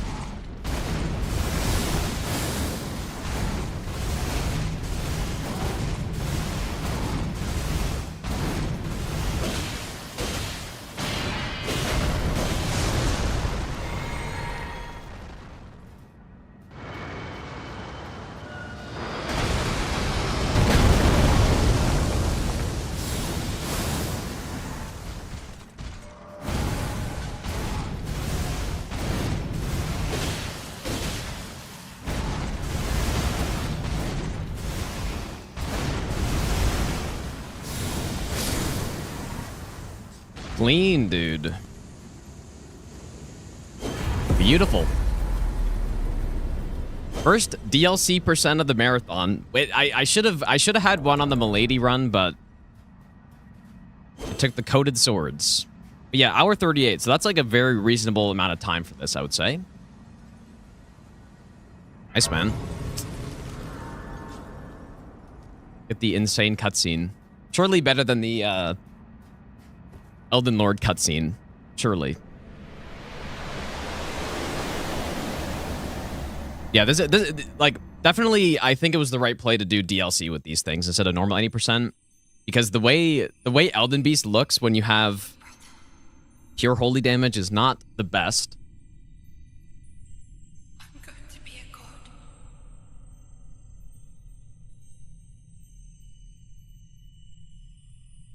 If we honor our part of the vow. Yeah, 80% resist isn't that bad. No, it's really bad. I thought I remembered the Cypherpod having a better Elden Beast than when I tested the Coated Sword. Like, Coated Sword, I was doing like 200 in L1 or something. But yeah, with Unblockable Blade, maybe like 600-700. I did a Cypherpod, like, not a no-hit run, but just a casual run a couple years ago. Cypherpod all bosses, and I thought I was like, oh, Elden Beast isn't that bad with this, but maybe it's just because it wasn't no hit. I was like, oh yeah, doesn't matter. There we go, dude.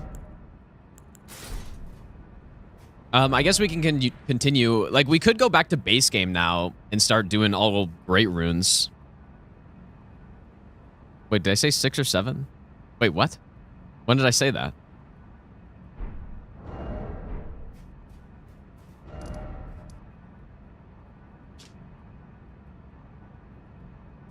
Dude, I'm so very excited for that meme to die. Shall we do all great runes, or should I continue DLC? I mean, the thing is, I kind of already fought all the bosses in the DLC that I'd be interested in fighting. I guess we could do Gaius.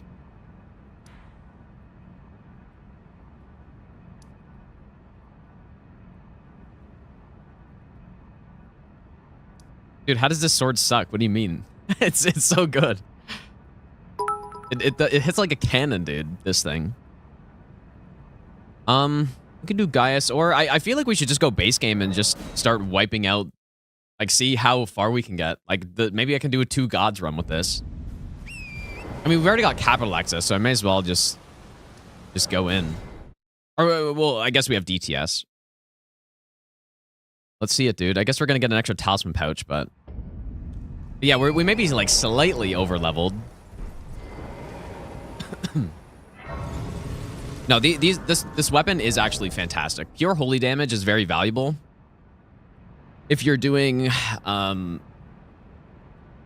like DLC, especially, right? DLC, it's insane. Ash of War is really strong. And one big thing when you have pure elemental damage is that Sacred Scorpion Charm is a straight up 12.5% boost to all your damage because it's all elemental. And same with the Physic tier. This is just 20% more from the Holy tier. Most weapons that have elemental, like pretty much all of them that have elemental are split damage, and so when you use those tiers, they're quite a bit less effective. It might be giving you 20% extra damage on maybe 50% of your damage or something. Or maybe, you know, depending on how it's built out, it could be like 60% of your damage, but you're not getting 20% for your full 100% of your damage. If that makes sense.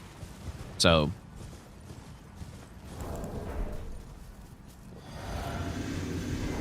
yeah, that was a fun run though. Like, that was actually, DLC percent is pretty sick. I quite like that. But I'm not sure if any more runs will do it, like, we're gonna do it that way. Pretty reasonable damage.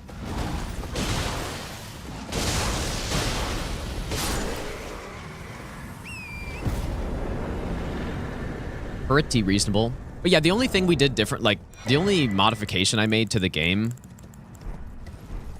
for the DLC percent was getting the extra talisman pouch.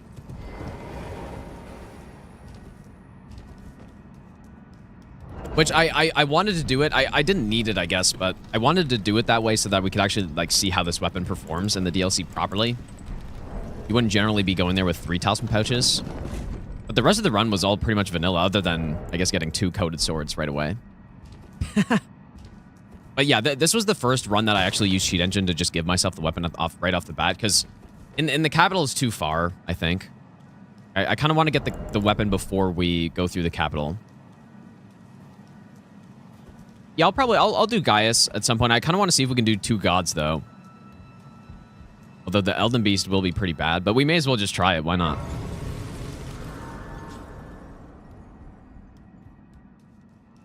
Why not? But yeah, we can try out Gaius, like, whenever I get to him. Or if I get hit, we can just go to him and see. Because, yeah, he, you know, super weak to Holy Boss. Gonna be insane on him. Good, better, best. Never let it rest.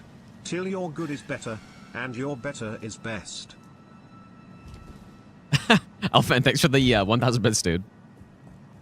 Thanks, man. Also, Titan, thanks for the 100 bits as well. The least fun run I've completed? I have no idea. Like, you mean just in my entire life? Best not ever. I don't know. Thanks for all the entertainment. Probably that, like, Nightmare Seed. Maybe. I don't know. Most runs I do are fun. I can't think of one that actually is genuinely not fun. But that Millennia for the Nightmare Seed was pretty fucking bad, dude. But a lot of playing Souls games is, you know, it doesn't feel fun maybe at the moment. But then once you're done it's like, oh, that was fun. You know, it's the hindsight. Or the... I don't know. Flag Guy, thanks for the 5-month Prime sub.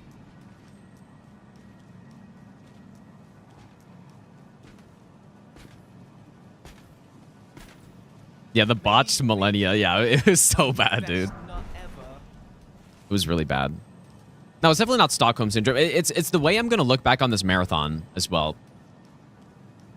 It's like, in doing it right now, I'm quite excited for it to be over, even though we're 17 days away. But when I look back on this will probably be like one of my favorite streaming moments, I guess, you know? Like just this entire marathon. Jacob Bubbles, thanks for the 3-month resub.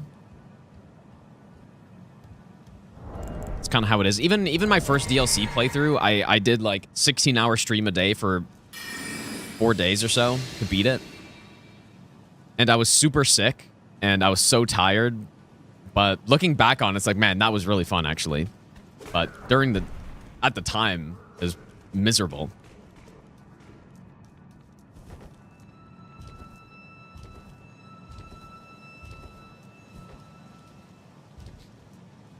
The original Unalloyed Millennia. Would I enjoy it? Like, because I generally don't like bosses that are made just to be hard. I feel like I kind of... It's a pretty well-known thing. But if you know, if the boss is hard and it's really well designed, then that's what I'm looking for, I guess. But when bosses are made just to be hard, they usually suck. But yeah, I know it's like a scuffed version of Nightmare Seed, but it depends. It depends if it's a good boss or not, basically. Like, oh yeah, here's this boss that is like straight up just really hard and that's it. And it's like feels garbage to fight. Probably not gonna like that so much. I guess I didn't rest after DTS, but...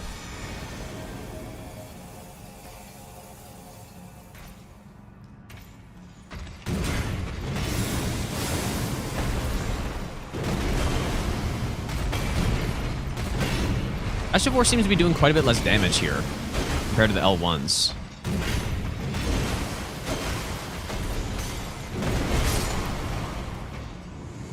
Fully resistant boss, by the way, but we do have 2 +10s, so...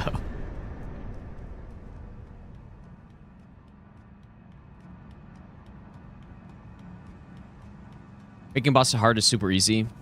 Making a boss good is hard. I agree with that. I think that's a thing in game design just overall. It's so easy to make things so hard, you know?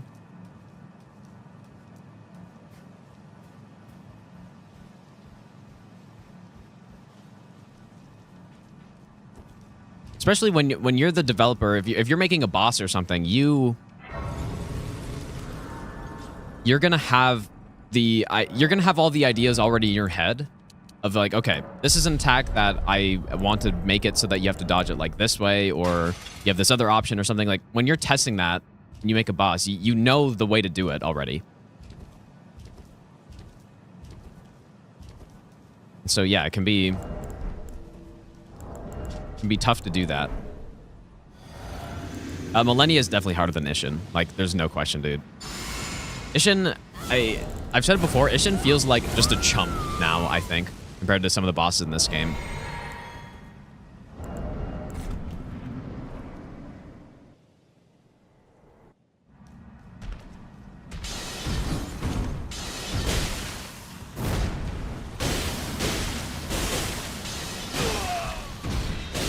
Pretty good damage, dude.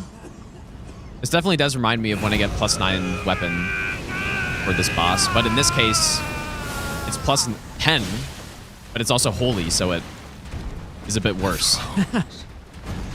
Stained by my curse, such shame Bonk. cannot bear thy part in this.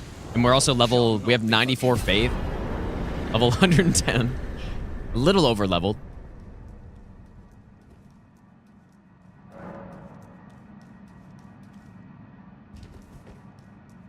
Just double damage, everything becomes scary. Yeah, that's also true. Yeah. Yeah, there's a lot of numbers. Numbers can make a boss. It can be the difference between. It doesn't even matter how hard the moveset is. It can make a boss trivial or super hard just simply based on numbers. And Midir's a good example of that. Like, if Midir is an early game boss in Dark Souls 3 that doesn't do a lot of damage, then people would just smoke him, dude. I think.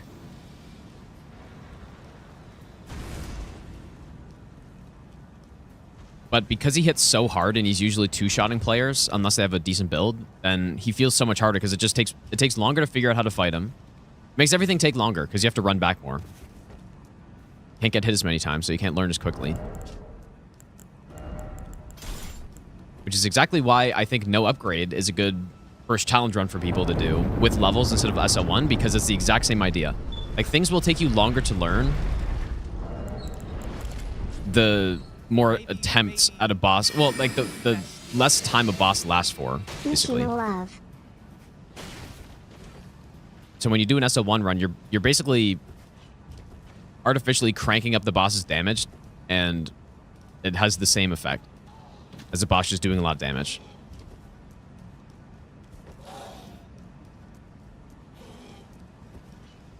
Yeah, I fixed my schedule, yeah. I told you, the absolute best way to fix your sleep schedule is just do exactly what I just did. So I went to sleep. Yesterday, I went to sleep at 11:30 a.m. Woke up at... I set an alarm, woke up at 4. Or it was like 3:45. So I slept for like 4 hours.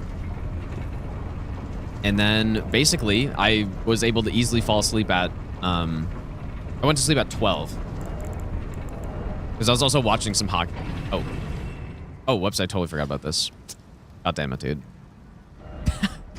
But yeah, I was watching hockey. So I went to sleep at 12, and I easily fell asleep at 12. And then, I woke up at 6, but now I'm pretty much good to go. That's it. Simple. Just don't sleep for a day. Oh, dude, that has to be bait. You're baiting me. You have to be. It's gotta be bait, dude. But Dennis, thanks for the 8-month Prime sub. Must be bait. There's no way. But yes, that is an option to fix your sleep schedule, because that's what people say. That is the number one that's the number one thing that people say to do. It's like, oh yeah, if I want to fix my sleep, I just simply don't sleep one night. That is probably the worst way to do it, in my opinion. Absolute worst thing.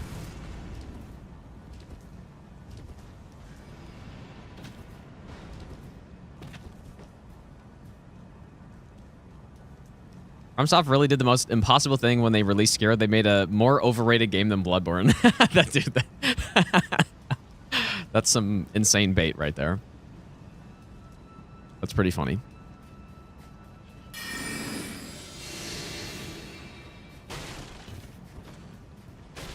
And do the sleep 4 hours thing and then sleep the next night. You just sleep 4 hours again without alarm?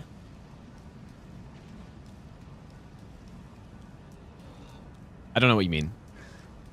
Like, so you're saying you pretty much did exactly what I just did? Because, yeah, I slept 4 hours and then I slept 5 hours. But then what'll happen tonight is I'm going to be tired. I'm going to be super tired tonight, and then I'll just be able to sleep at a normal time. Yeah, not sleeping works, but it's worse for you, and it's just way harder to do. So, 'cause then, yeah, you feel like absolute garbage the whole day. And then you're up for like 30 hours, and then you sleep, and then... Did I really just... Oh my god, dude.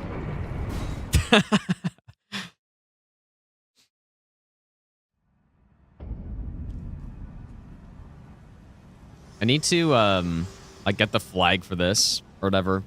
Allow me, you are So I don't have to do this every time. A husk, the only way, and become my purpose. So I'd like to the flame then. But yeah, that was my plan. My plan was to do the full cycle, which I've literally never tried before. But I just got impatient, dude. Like, and it's not fun waking up at 7 p.m. Like, it kind of is shitty. so I don't know. I was gonna commit to the experiment and just do it, but I got impatient and yeah.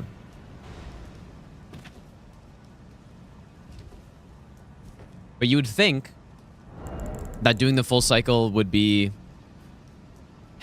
the most sleep way to do it, because you would still sleep the same amount pretty much, I guess.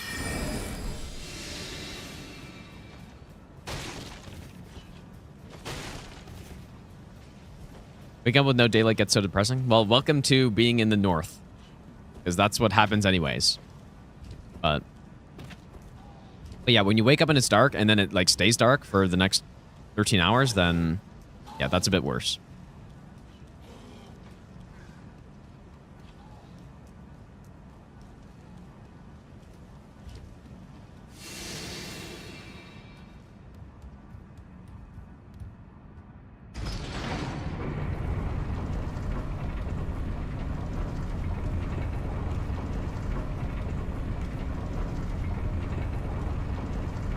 It's funny because this seal is supposed to be...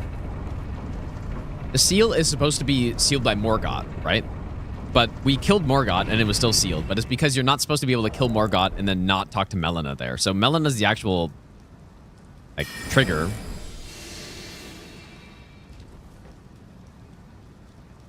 But it's basically fake news because it says, like, Morgott sealed it, but it's not even him.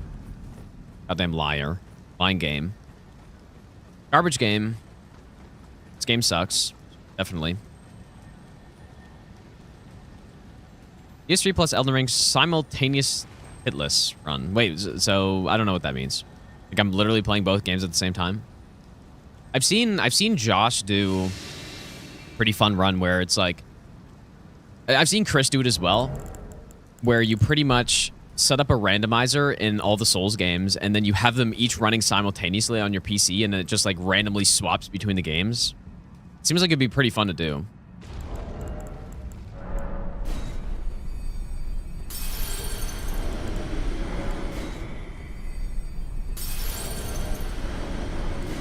It'd be cool to try that at some point.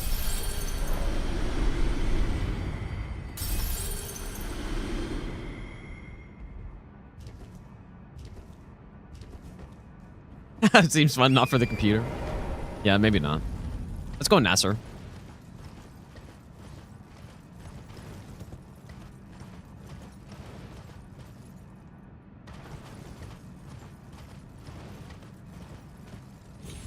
Imagine living northern Finland, getting no sunset for 73 days. Yeah. That'd be interesting.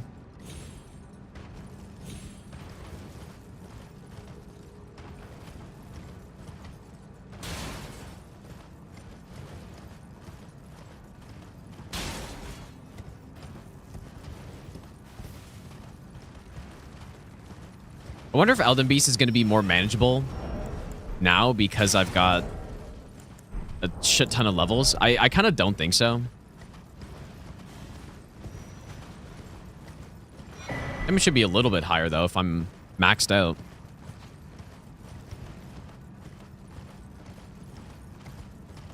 Yeah, I'm kind of happy I got this run first try, though, because, I don't know, the early game was a little slow. Doing all that setup, getting the Holy Tier, getting the Sacred Scorpion Charm, double Avatar. It was a little slow.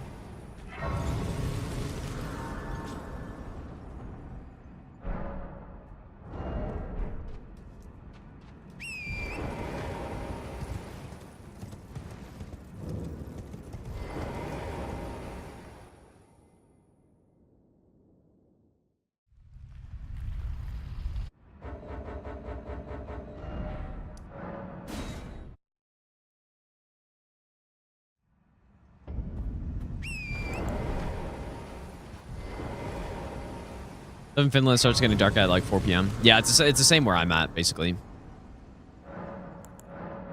Yeah, like sunset's probably at like 4:30 or something. Somewhere around there. Yeah.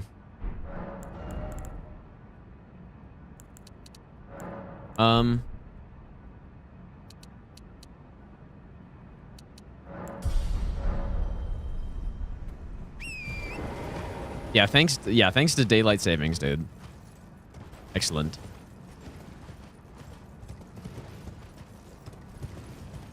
Surely saving power when you got to turn the lights on at 4 o'clock.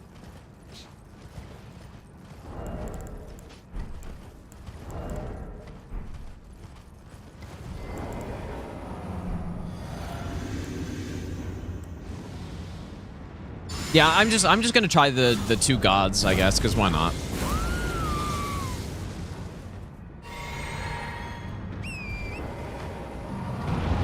Why not just try it?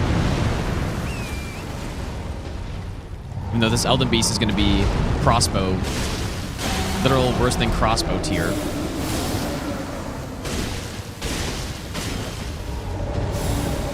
My god, dude, the damage is wild. It's too bad because I missed 1 leg hit. He would have gone for phase 2 if I didn't.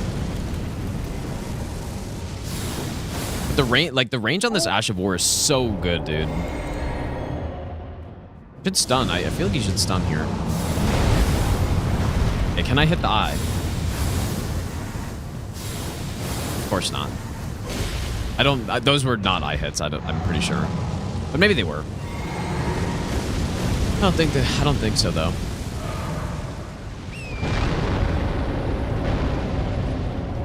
I didn't hear the eye hit sound.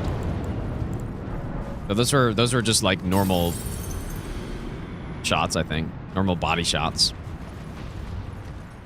Being a little weird. But I don't know. It seemed like maybe a little too much damage for just a body shot, but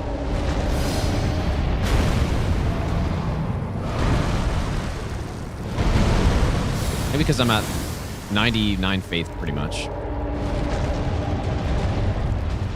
Watch him still breath me.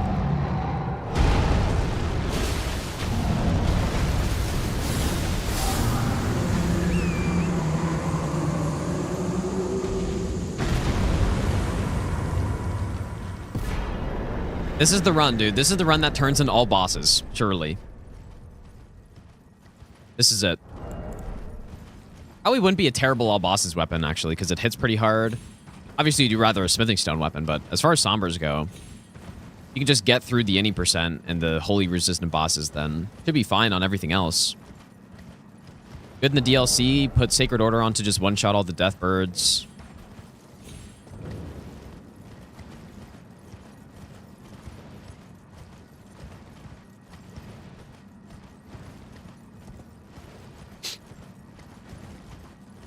Streaming this way get me more revenue than usual. I mean, yeah, I guess. Because, yeah, the more I stream, the more, like, ads run and stuff. So, yeah, I guess so.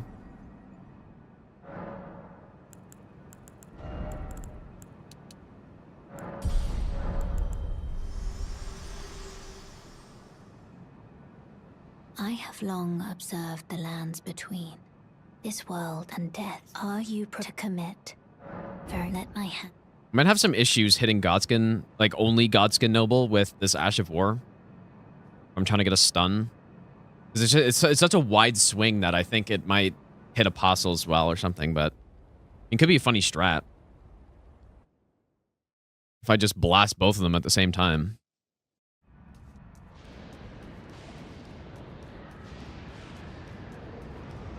But yeah, true, I could just stand behind, yeah.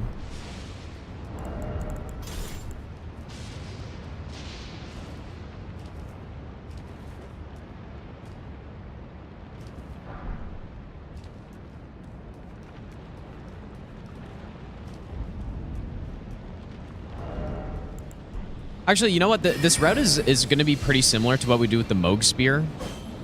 So there's a Moog Spear request. That's all Great Runes that wants us to go get the Spear legit, which I would anyways, honestly, because it's before Capital.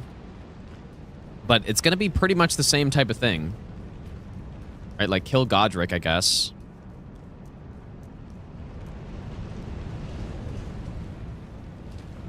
Kill Godric. Kill Margit Godric, then just go straight to Moog. And blast him, I guess, with Rot and the Uchi. Rot bleed. Would I use it on a somber weapons only all boss? Like what? Like am I allowed to use more than one? I mean, Sacred Relic is pretty much a go-to for NPCs. I would imagine Dark Moon could be good in some spots, but maybe not as good anymore. Nerf, I guess. Like Sacred Relic for sure.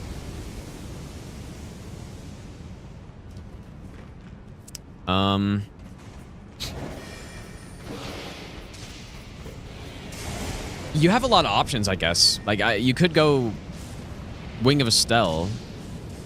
Oh yeah, okay. Well, assuming you couldn't use spells, maybe. Because yeah, if you just go like Erdtree Seal or whatever. If you couldn't use spells, definitely Sacred Relic. And that would take care of all the NPCs. You could also go Watchdog, but Watchdog's not as good as Sacred Relic because it doesn't really scale. I think you just pick... Like, Wing of Estelle would be able to script a bunch of stuff because it does so much poise damage. I'd probably want to go... Like, if I wasn't allowed Holy Pots, I probably would go with... Like, Coated Sword would honestly be sick for that. To smoke the Deathbirds.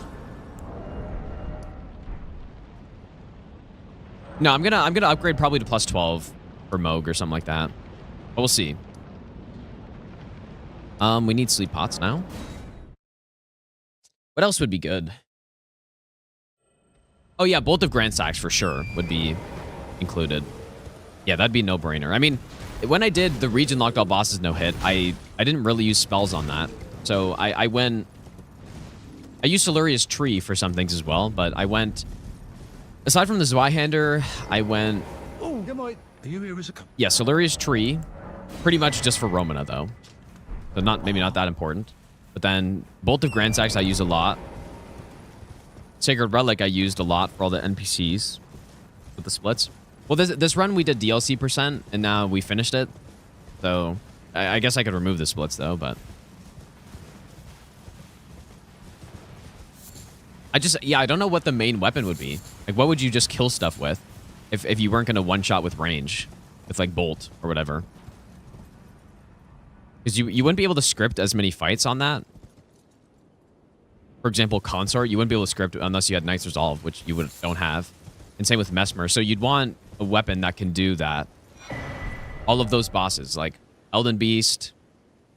Like, Wing of Estelle seems like a good pick, man. Seems like a really good pick. I don't like the Poker for that because it doesn't have the poise damage. The Poker's got no poise damage on it, basically. Like maybe the one-handed R2, I guess, but... I don't know. Yeah, I'm inclined to say Wing of Estelle.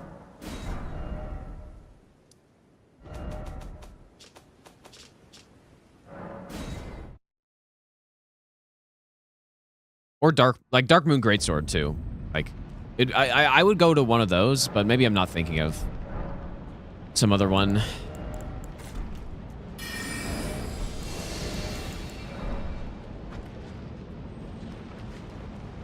I have not done Royal Greatsword no hit, no. Yeah, I can't see the bits. Sorry if I missed a bunch of bits. Yeah, Elfman, thanks for the bits, dude. Vampula, thanks for the bits. Floors, thanks for the bits. I can't, like, they don't show up on my Streamlabs notifications, so I don't see them. But yeah, thanks for the bits, you guys. Yeah, Sword of Night and Flame, it would be great too, actually. I remember Opie routed an all bosses, like, base game route with it. One-shot a lot of stuff with oil pots. Yeah, that would be a great pick.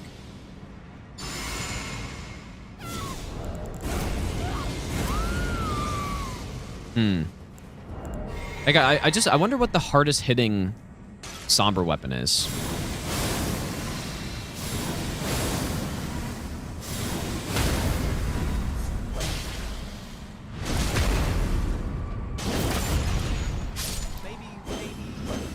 I think Sword of Night... Wow, this is pretty good here. I mean, I'm super high level. But I think Sword of Night and Flame actually would be the pick. Yeah, because, yeah, and the cameo. Yeah, 100%. You know what? I'm pretty confident that would be the pick then. Because you can get the extra damage from Holy Pots.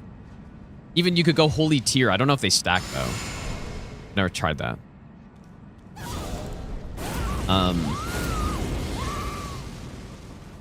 Yeah, and the cameo buffing it. Yeah, that... Wait, what? Why is he getting up so early?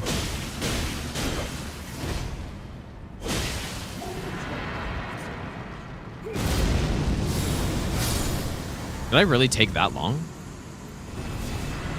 Oops, I wasn't really paying attention, I guess.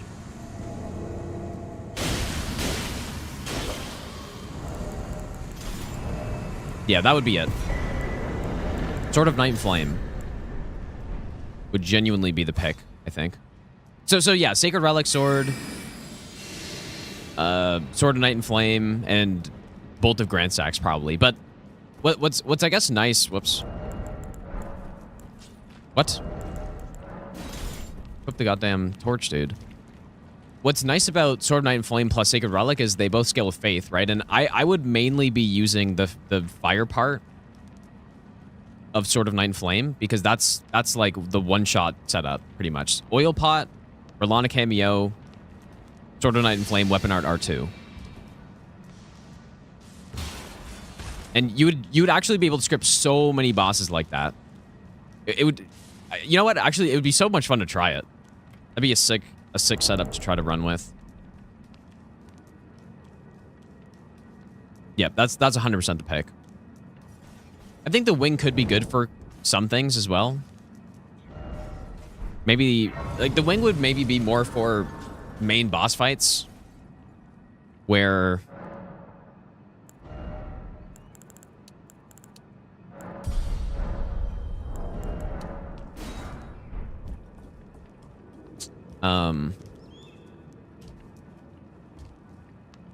Yeah, where you can't get the full setup with Sword of Night and Flame, like Plasdusax maybe, something like that. But even then, the magic part of Sword of Night and Flame does a lot of damage too.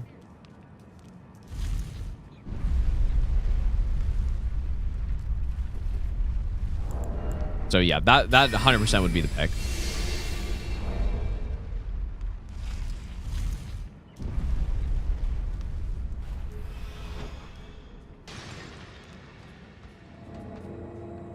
It's funny, too, because that weapon was nerfed, right? That weapon was nerfed very early when the game came out. And it kind of seemed like it was the end of the weapon or whatever. Or maybe people don't really think about the weapon as much anymore since it got nerfed. But it's still insanely good. It used to be so good that you didn't really need any buffs with it or anything. And the first no-hit run I did was with Sword of Night and Flame. With the Knight's Resolve. I used Determination, I guess, but with that glitch. And, yeah, that was very good, but I didn't get Golden Vow, I didn't get Howl, I didn't get anything. I pretty much just only used the weapon. I don't think I got a physic. Like, I don't think I did anything, dude. I just only used determination with it. But if you get the proper setup, doing pretty much what we have right now, but with fire or magic or both, I guess, then the result is pretty much the exact same if you actually use the buffs in the correct build. So, and you know, like, imagine that build, dude. You go Sacred Order offhand for another plus 10% damage on the weapon art. And then you go oil tier, or not oil tier, but just oil pot on a boss, plus Rolana Cameo for the 45%. And what's the oil tier? Is it 50% extra fire damage? Something like that? Or is it, it's either 50 or 100. I think it's 50, right? Anyone know? Can't be 100, surely. But anyways, you get the point. Like, that build would smoke any boss that you can sneak up to, like any open world boss or boss that you can stealth into. It would one-shot them. It wouldn't even matter if they're a little fire resistant, pretty much, because you're dealing way too much damage at that point. So that would be the kind of Knight's Resolve replacement, I think. Oh boy, there's that 80% right there.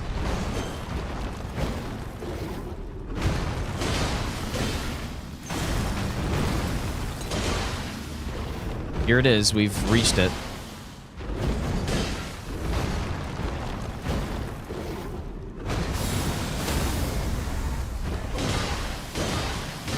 I meant to post, but for too long.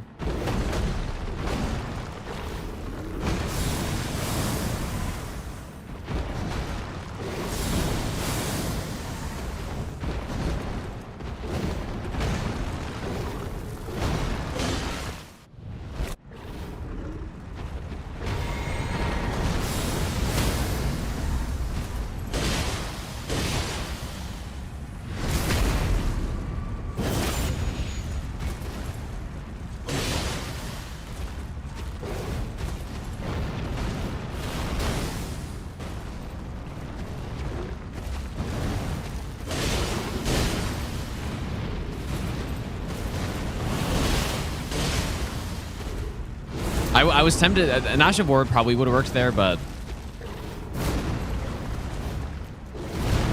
just wasn't sure if it'd be fast enough.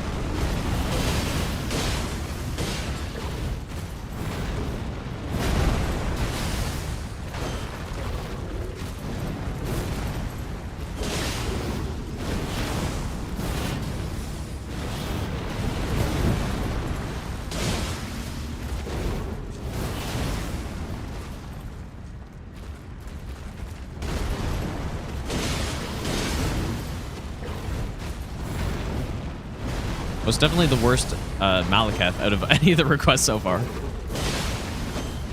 As you would expect for a pure holy weapon here.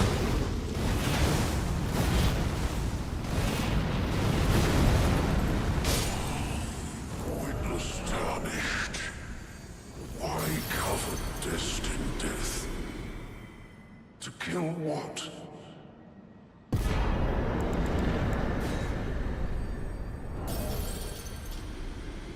Yeah, 99 faith, holy weapon, not doing yellow damage. Yeah. Oh yeah, pulley crossbow here was actually very good. He's just proc rot. Malekith is pretty weak to rot, so. Okay, I'm fairly certain we do not need the Frenzy Stone. Yeah, oil tier 20%, oil pot 50%. Oh, wait, there's a hefty oil pot? I didn't even know. So, okay, so yeah, you would go with the hefty oil pot then. I actually didn't even know that existed, or I didn't remember at least.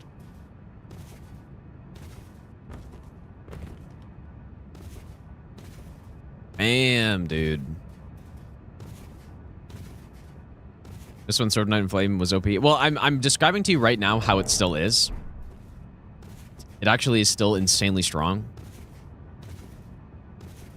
So strong, in fact, that if I were to do a no-hit all bosses and I can only use somber weapons, only the weapons, And I couldn't use any spells with a Somber Seal, anything like that. Sword of Night and Flame would be the obvious main weapon for it, because it is still insanely strong.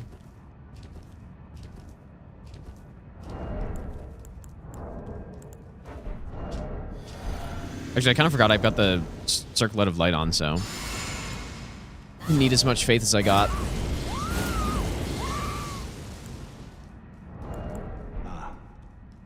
Yeah, I'm just going until I get hit. We'll see if I can take out Elden Beast, I guess. To become Elden Lord. What a sad state of affairs. Bonk. I commend your spirit, but Bonk. none shall survive. No. They're easy. My bones, a tarnished, cannot become. Yeah, that'd actually be really sick, man. It'd be cool to try it out. And I totally forgot to. I totally forgot to how Rolana Cameo would make Sword of Night and Flame even more busted. So, yeah, we should actually try that. I should do some kind of route with that.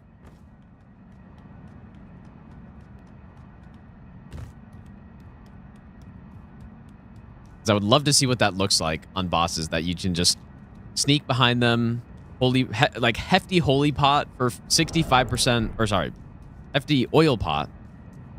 I think I said holy. Hefty oil pot for 65% more damage, apparently. 45% more damage from Rolana Cameo. And does anyone know, does the oil tier stack with an oil pot? I wouldn't imagine it would, but maybe it does, though. Like, maybe you can stack all of them or something. And there's not, I don't think there's a single boss that would survive a hit from that. I should get some more mind, actually. I cannot think of bosses that would survive that. Yeah, we were scammed out of a hefty holy pot. I don't know why they didn't do that. Kind of weird. Kind of weird.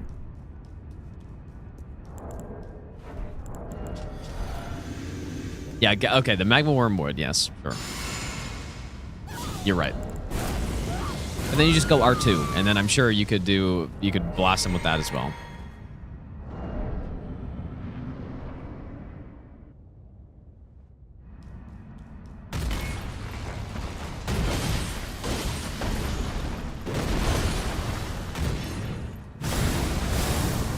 Gotta love that range on this thing, man.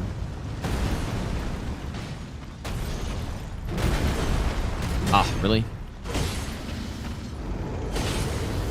I'll try to set up a stun in phase 2, maybe.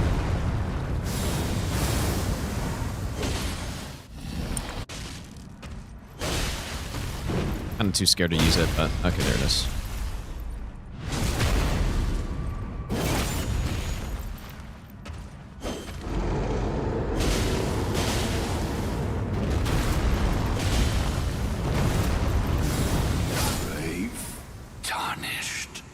All right, well, we have made it.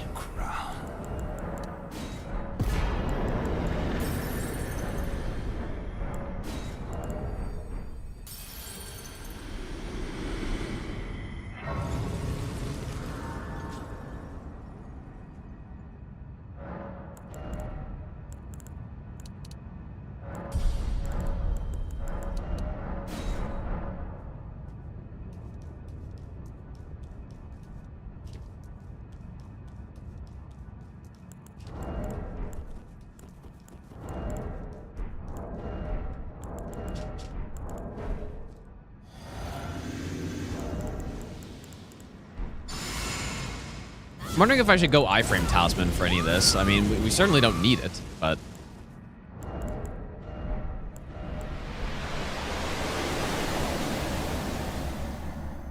feel like it doesn't really do much in these fights, but I don't know if the multi-hit's going to do much either.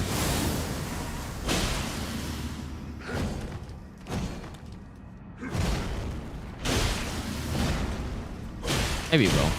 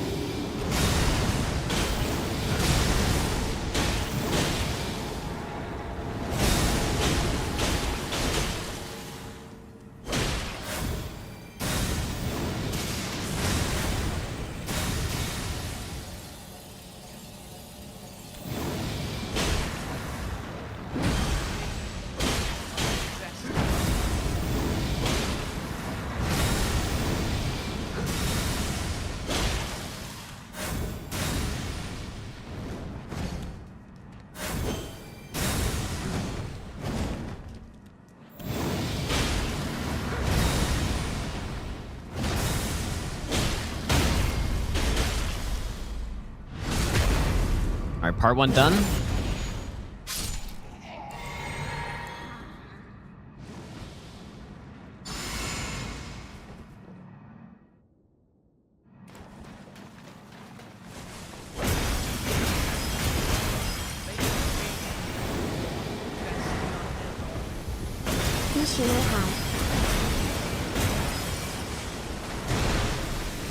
This is why I didn't do an 80% with this, by the way. Like, literally, these fights are the reason. Everything up to this point is okay. But I felt like these were too much for a request. And here I am doing it anyways, I guess.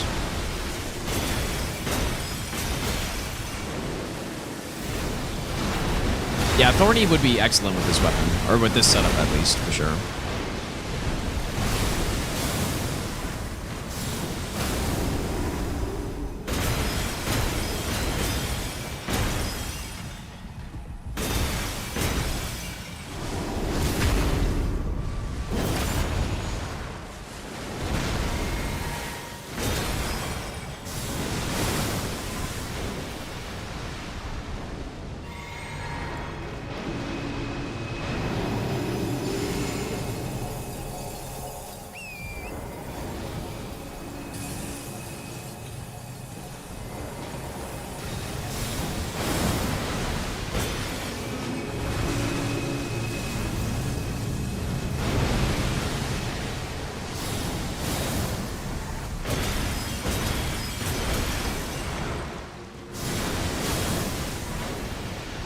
What if I can skip the Elden Stars here with the stun?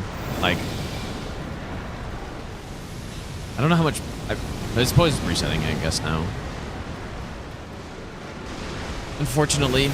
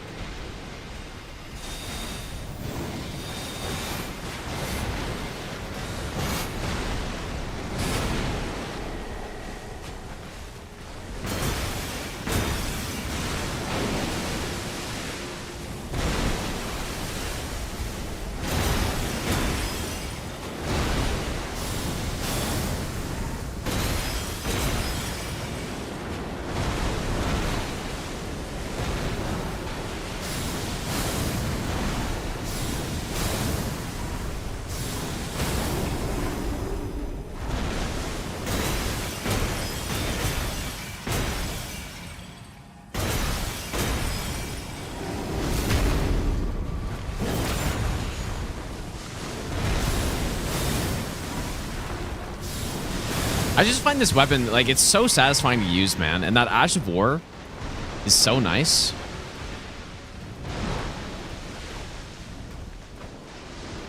What is he doing, bro?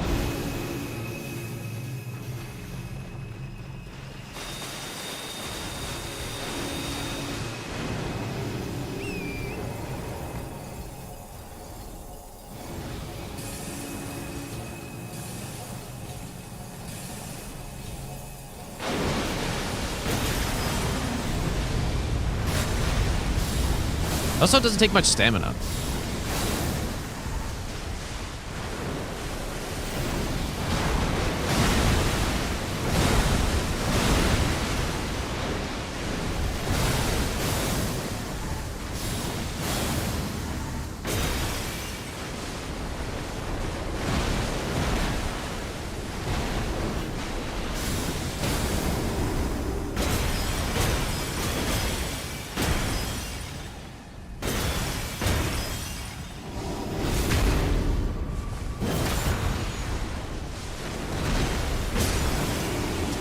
Nice, dude.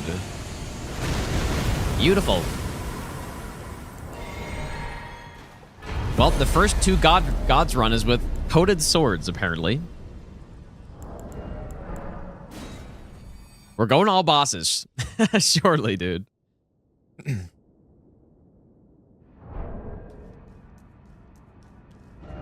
Well, whoever requested this definitely got their money's worth, dude. Or their channel points worth. I guess... Continue on to the all great runes, then. I guess.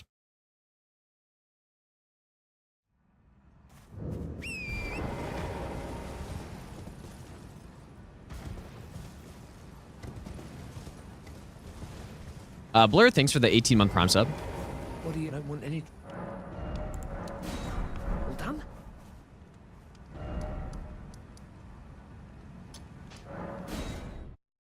Yeah, we're heading to Soldier of God, dude.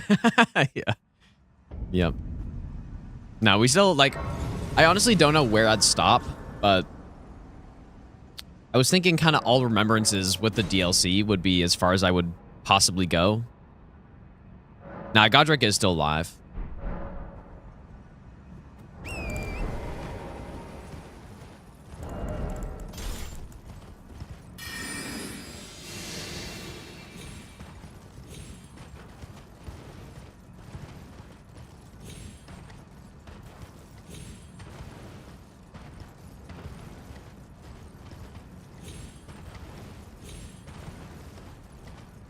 Yeah, we still haven't gotten to Gostock yet. The real run ender.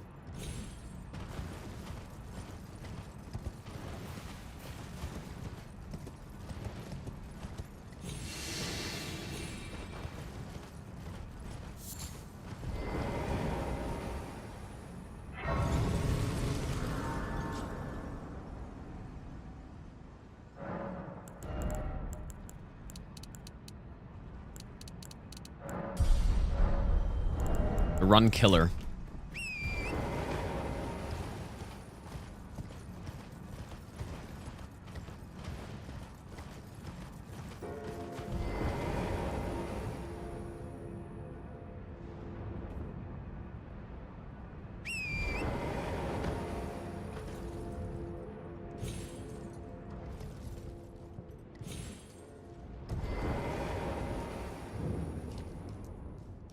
Oh. Liam also, thanks for the brand new Prime sub. Destroza, thanks for the 7-month Prime sub.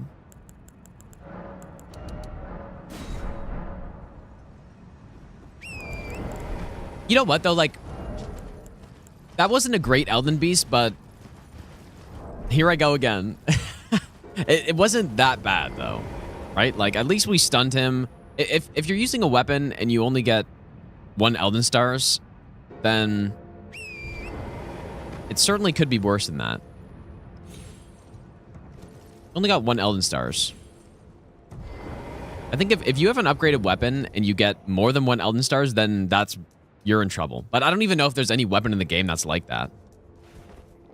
Because even Vari's Bouquet, you still stun the shit out of him, and then you probably still get him before then, I'm guessing. All physical. It's probably better damage than this. I don't know. Let's go, Nella. No Elden Stars after swim equals GG easy. Well, even if he does that with Torrent now, it's still like kind of not that bad. You'd be able to close the distance fast enough, I think. Maybe. I guess I would have to see it. I think there's a chance you could still get there.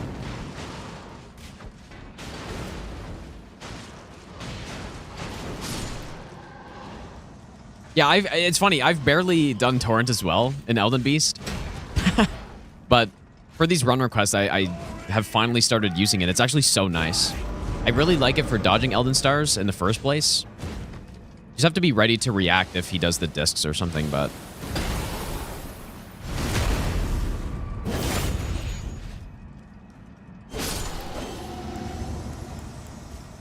yeah, it's really nice. Surely I don't proc madness on myself and like get smoked by him. I know, I've been leveling up mind, I guess, or whatever it is.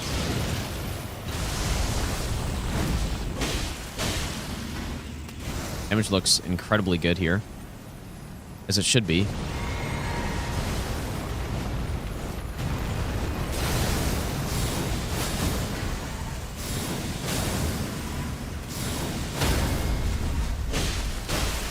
I probably could have just killed him with L1 spam, but...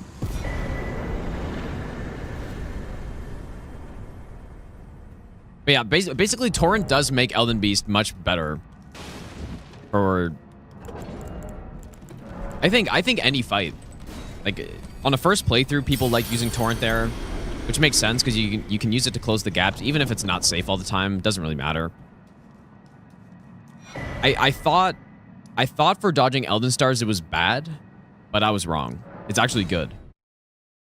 You just have to be on your toes, ready to jump off if you get dis, because you can't do the dismount dodge either. Like, you can't dismount iframe because you get like frame caught by the second disc, so you have to jump off immediately and then dodge it. But it's fine, like you can still do it. And it gives you so much more time to deal with Elden Stars too, because you just get a lot more distance away from it. Especially if Elden Beast, most of the time Elden Beast doesn't do an attack that you have to deal with immediately. And even if he goes up and does the flying, like one combo I used to hate was when he did Elden Stars into the immediate, oh my god, that scared the shit out of me. Into the immediate like scuffed flying attack where he like comes in and there's a hitbox where he lands stuff. I used to hate that combo for some reason. I can't remember why, but it pretty much just nullifies that because you get so much distance from the Elden Stars, and then... Yeah, I think I used to hate it because the angle he would come in at made it... I don't know. Can't remember, but... And then not to mention Elden Stars into Flying Needles, which is like... real bad. And then just, I guess the Flying Needles attack overall with Torrent is no problem anymore. So it makes Elden Beast much better. And I don't mind fighting him for a long time anymore because we got him. For your first playthrough, you feel like you would not realize that you could use Torrent? You think? I think a lot of people kind of just assume because it's such a huge arena that you can use him. And that's why they added it, because people are like, dude, why can I not use Torrent here? Doesn't make sense.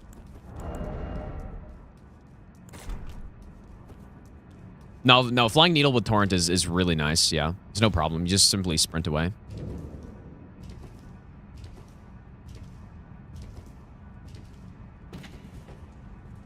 Yep, definitely makes Elden Beast more consistent. I think Elden Beast is a good final boss. I'm not a big fan of him, but I will say fighting him is more enjoyable now with Torrent.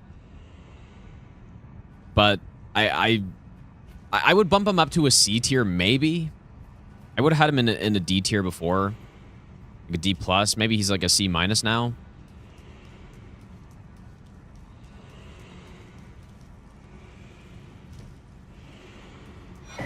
Still can't say I like him.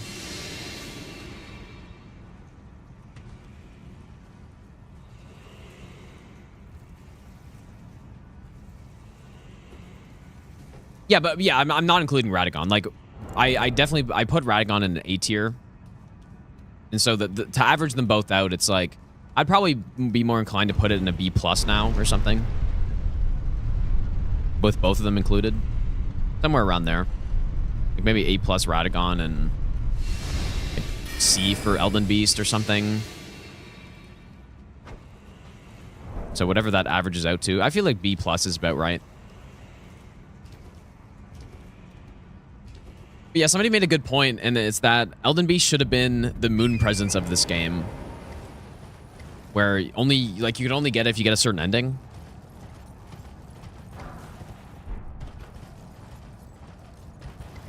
I would have quite enjoyed that. And then Radagon is the Remembrance or whatever. Or no, I guess Elden Beast could have been Remembrance, but Radagon is all you need to beat the game. I do think Radagon would have to be expanded a bit more. He's pretty fun, but I don't think... For the final boss, I mean, maybe he is enough if he's just tankier, dude. I don't know. He's a pretty fun fight. Even though it is a bit of a light show, but compared to the DLC, it's nothing. No, no, it's a bit of a light show still. When he starts teleporting constantly and spamming the darts at you, and there's a lot going on. But yeah, maybe what would they have to do to the fight? I don't think they'd have to change much other than make him more just tankier. But would they have to add another phase to it? Probably. Probably for it to be a final boss, there would need to be one more phase. And then I think it would be good. Not sure what that phase would be. Add like 2 more attacks in phase 3. Yeah, I think that'd be fine. Or maybe phase 2 Marika.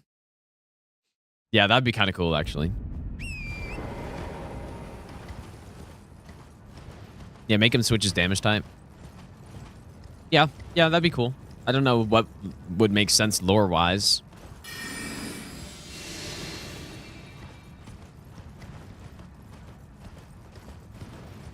But yeah, maybe you're fighting him and then he's actually like swapping to Marika mid-fight or something during some attacks. That'd be kind of sick. That'd actually be really cool. I could have sworn there's some game I saw where there's a boss that does that kind of thing. Where it's like 2 bosses, but then they're kind of like swapping in and out.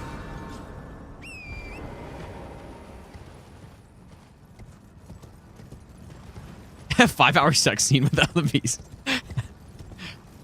Yeah, what are they doing with that Elden Beast head, dude?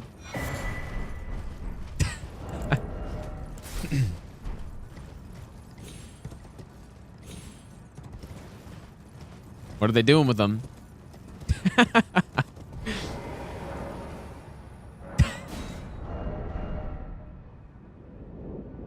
Yeah, that would have been much better, though. And then Elden Beast happens if... Like, I think in that case, you would have to get all your heals back and your physic back and whatever. Like, it would have to be a rest after you kill the boss. Because then it would be kind of insane. You had to fight those, like, 3-phase Radagon plus Marika in phase 3 or something, and then you get Elden Beast after that. Like, I think they would just have to do a rest. You'd have to get your... Did I hear that correctly? I could have sworn I heard the assassin dash there, but...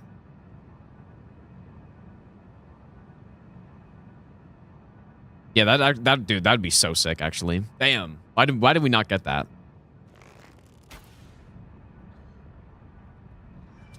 Why didn't we get that?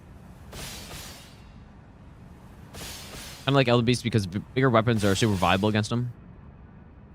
Well, I think, yeah, that's true, but I think kind of the whole game does a pretty good job of that.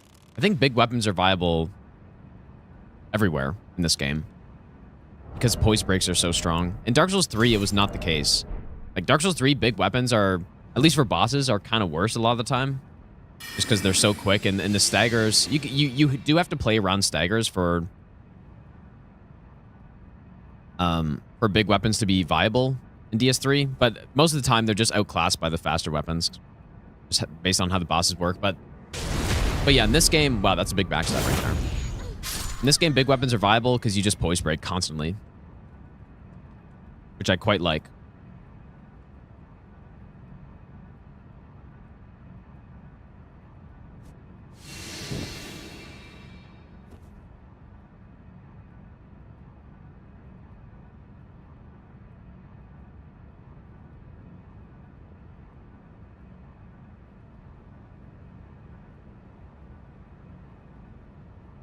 One sec, you guys.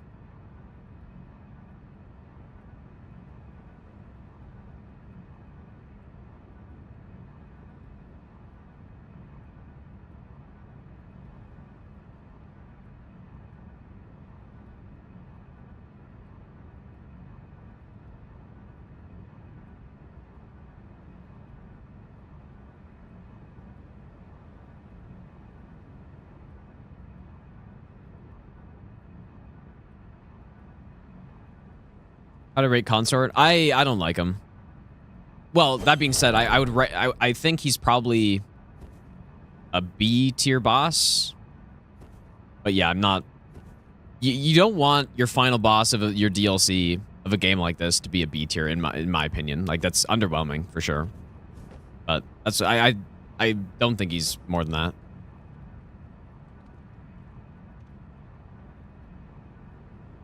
I mean, yeah, B might even be generous, to be honest. But it's just... The actual fight itself is so boring.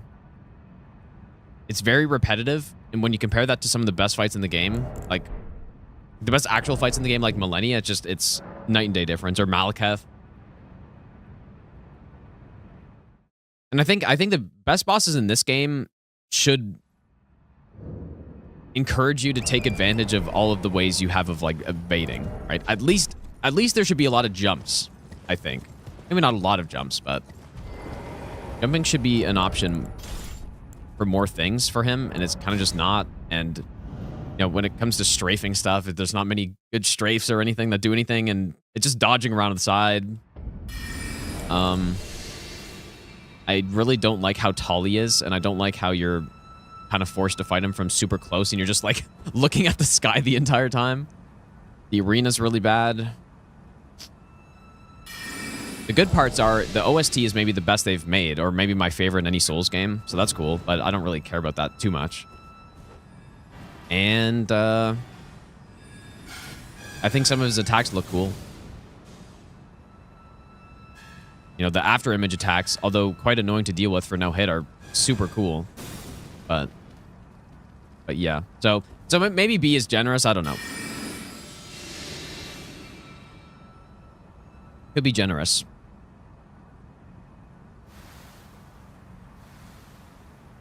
Oh yeah, I should get the Thorny tier, you're right.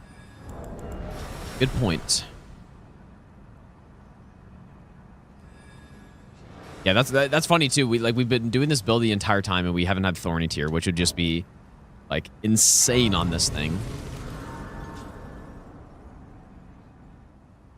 Yeah, pre-patch particle effects, and yeah, the cross attack.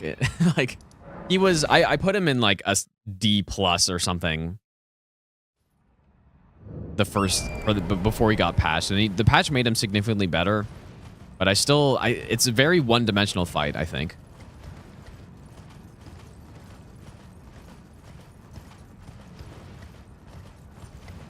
And I was talking about the other day how all of the Souls DLCs, final bosses, are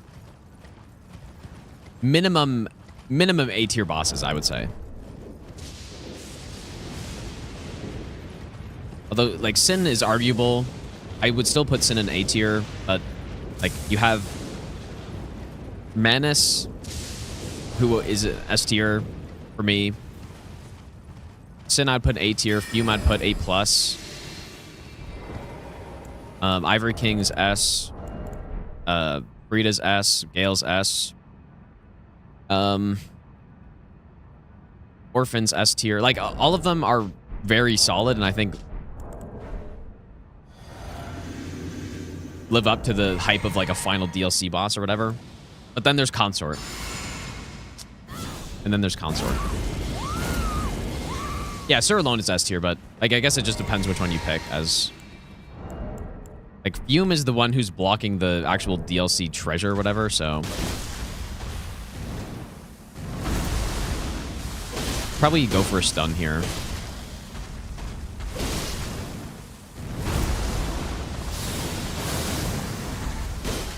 Oh my god, dude. That was scary.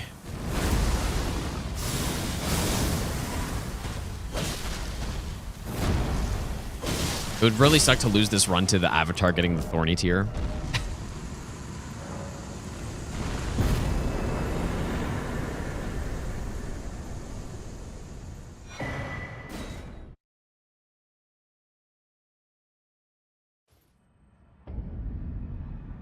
Yeah, so in that way, even if I say he's a B tier boss, which would be an above average, which I think is a little generous, but even if I said that, that's still pretty underwhelming for a DLC final boss. And then not to mention, when I first played the DLC, when it came out, and he's got, you know, this insane cross attack that's a frame trap, just straight up frame trap. And he's also got, you know, the particle effects are going insane. You can't see anything. Light of Mikola AoE was even bigger, so if you didn't start sprinting immediately, you get smoked by it.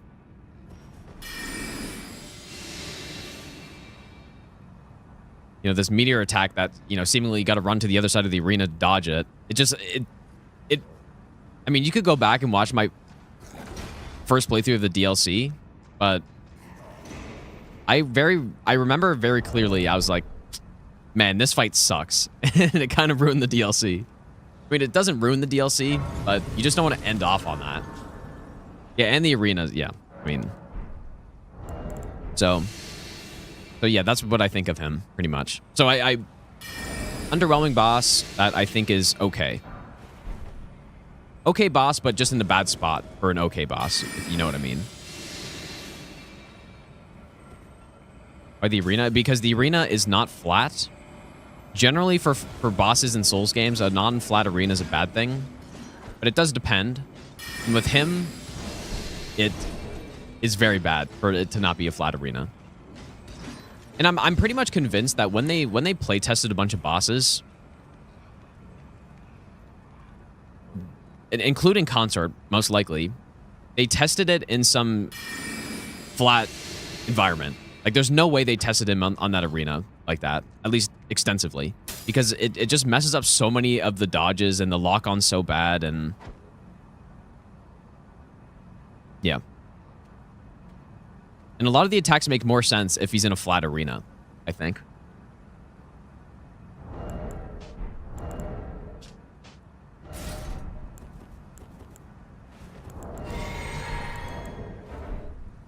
I still think that's how Fire Giant Fire Breath happened. I think that's how Borealis Breath happened, although it's flat where Borealis is, but I'm pretty sure it's the ice that causes the insane bugs with it. I think that's how a lot of things can be explained.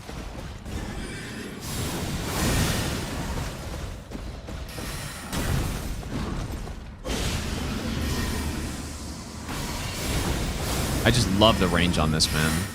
Why did I thought that was a throwing knife. Oh, that's not what I wanted. Oh, just kidding.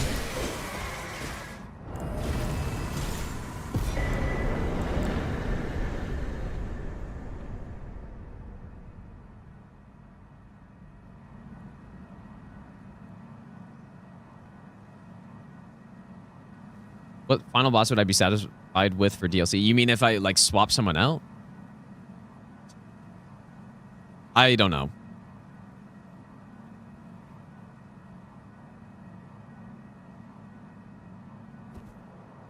I mean, I certainly think there are a lot of bosses better than Consort in the DLC, out of the main ones. But would they... Like, would Mesmer... I think Mesmer could have been final boss, I guess, but...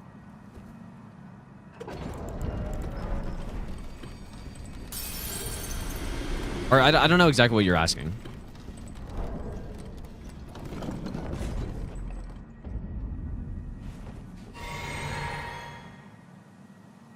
Yeah, I guess narratively, yeah, you're right. Doesn't really make sense.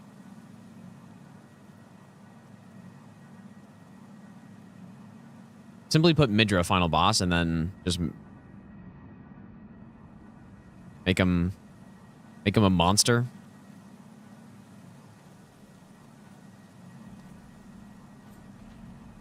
Quaylen, yeah, Quaylen final boss, dude.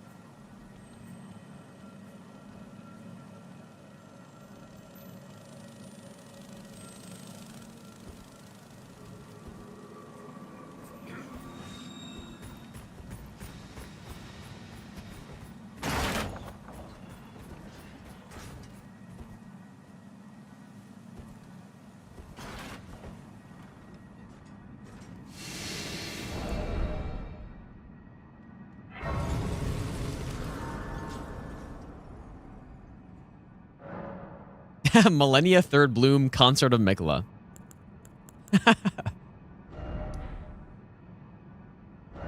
I need something for Quick Step.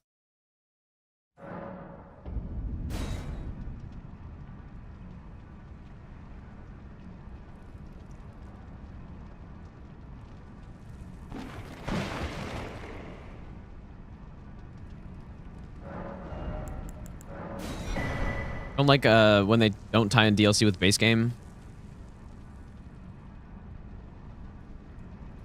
Why didn't you finish DLC, went to Millennia, and there was different dialogue? Yeah, I agree with that. I think that would have been cool. I mean, what actually happens... I mean, what would have happened if I fought Leda? Or they call you Elden Lord, even if you didn't become Elden Lord. Like, it's kind of funny, dude. If you do it in that order, if you go to DLC first, they're like, oh, you're the Elden Lord. I'll give you the best nut No, I'm ever. not. What are you talking about? I haven't done that yet. Where am I going?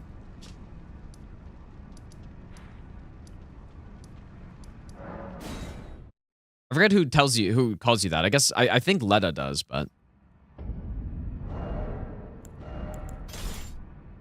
yeah, insane oversight. Game ruining oversight. Scimitars, thanks for the 10-month resub. Also, Meek Milk, thanks for the brand new Prime sub.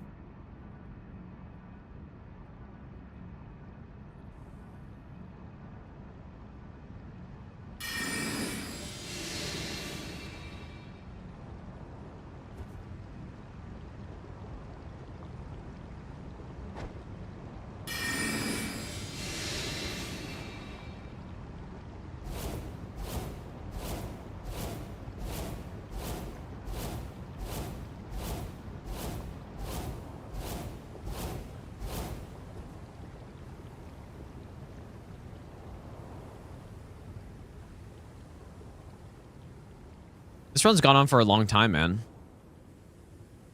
Yeah, it's kind of nice. The first time during the marathon that I've done the two gods.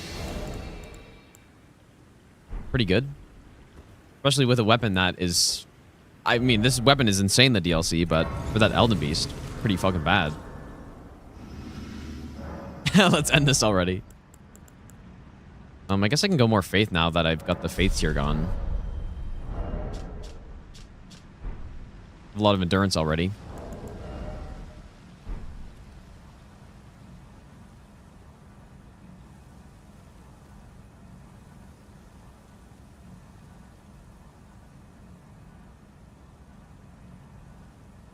I got back at like 8:30, Peanut, dude.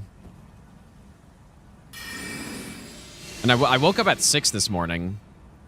And then because I said I would continue the stream at 9, I was like, oh, I'm gonna go do some stuff.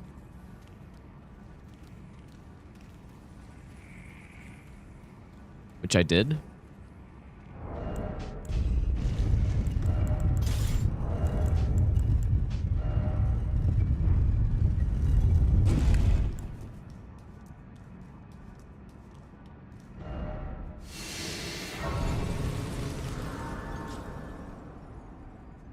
Yeah, schedule's fixed, Matt, dude. I think so. We'll have to see tomorrow for sure, though.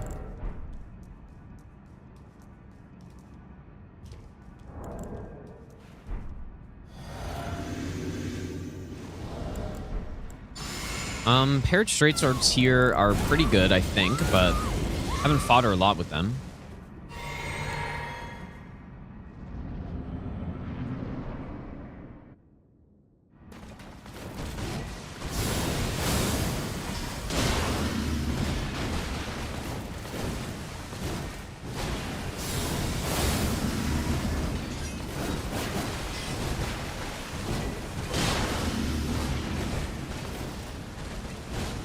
Stun? Of course not.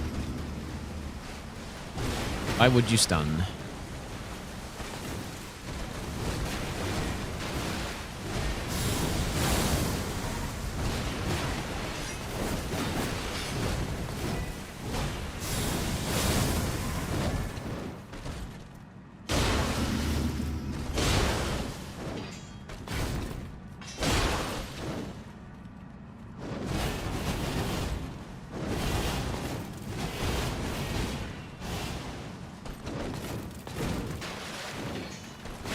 Not sure if I can do like multiple L1s in a row. It doesn't really look like it.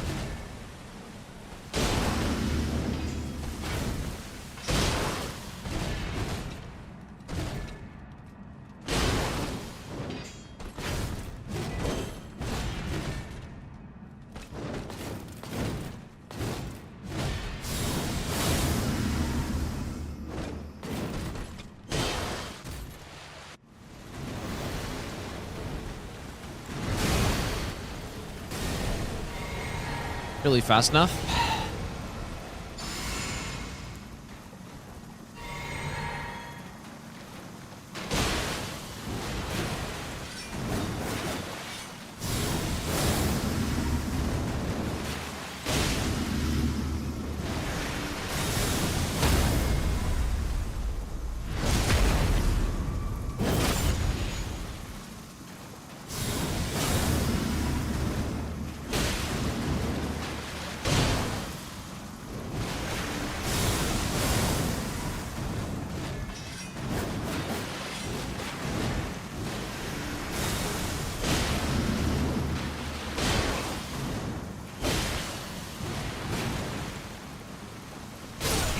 Dude, it kind of smoked her with this. Extraordinary. Very clean. The mark of a true lord. I love Unblockable Blade, man. It's so good. I definitely like this one better than the Cypher Potta version. Although I like both. This one's range is just so big. It definitely is like a holy bloody slash. It's very similar type of thing, but I don't think bloody slash does 30 poise, does it? My match. So Moog's dead already. I guess we can go do Godric. But maybe I should go do Academy first. FromSoft asked me to test bosses of a new game before it releases. Would I agree? It kind of depends what I have to do for it. If I had to go to Japan to do it, then I probably wouldn't. But I don't know. Or maybe I would. I don't. It's hard to say. But I guess. I don't know if I'd want to do that and like spoil my first playthrough or something. I think I probably would though. I probably would because the thing is, the amount of hours I put in these games extends far beyond my first playthrough. So it's probably more worth it for me to not have bosses or boss attacks like Borealis Breath and those, you know, horrible attacks for the no-hit runs and stuff I want to do after. So yeah, I probably would, I guess.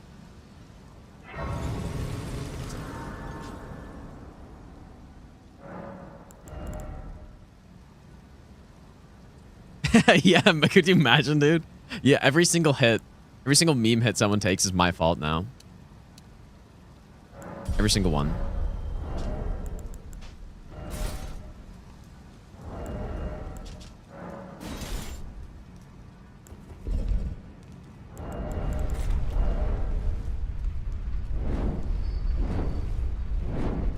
Yeah, and the thing is, I don't think they make very good bosses already. It's not like I believe I have to go in there and totally overhaul everything or something. I'm not an expert. Well, I'm not a expert in developing boss fights. So, but yeah, just testing them out and being like, okay, this attack. I guess what I'd be the most interested in is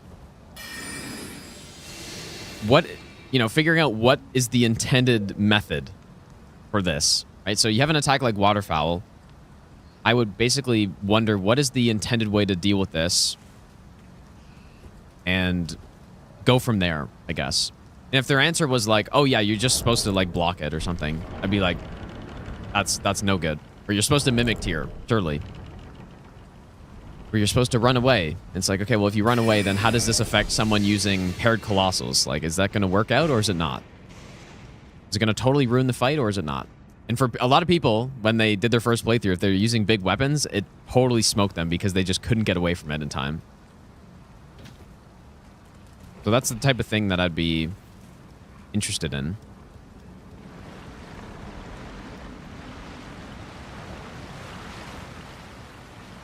Yeah, it's not like you can't fight Millennia with paired Colossals and still dodge Waterfowl, but the main problem is an attack like Waterfowl is just way too hard to figure out on a first playthrough. There's no way you're ever going to figure out that 270-degree dodge. So if you are using big weapons and you're fighting your close range, people would just get decimated by it. And there's nothing they could really do because you can't get away in time. And yeah, so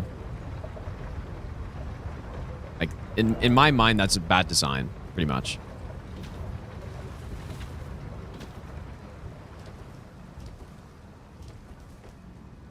I have to go to the bathroom, dude. I guess I'll go really quick. I'll be back in a second, you guys.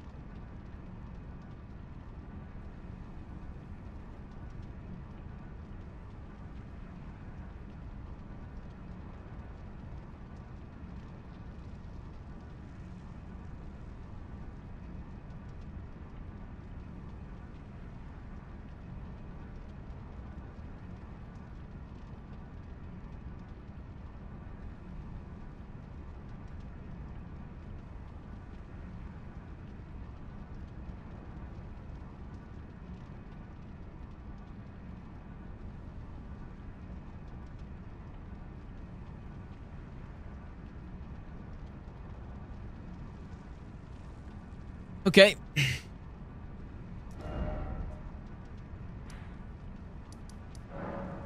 I get Val the Indomitable?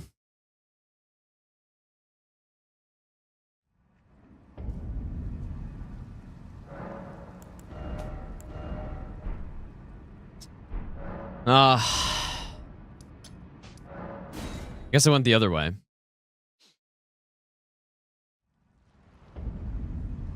What do I think of advanced AI bosses that bounce at their moveset depending on the build you have?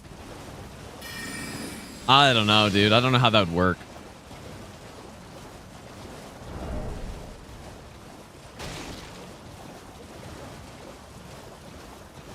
I don't know if I like that.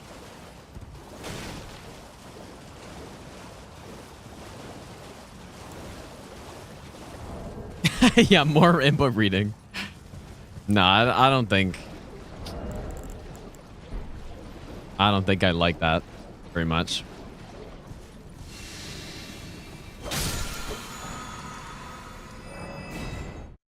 Maybe it could be done in some way that would be sick, but I just can't imagine it though.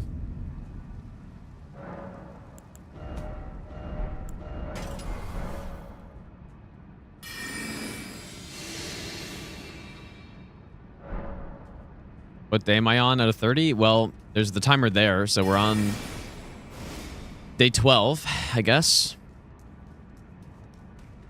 Or no. Yeah. Day 13.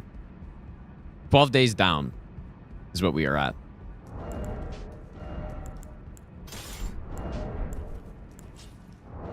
"12 days down on day 13. Yeah, mobile moment, dude. Yeah, it's all good.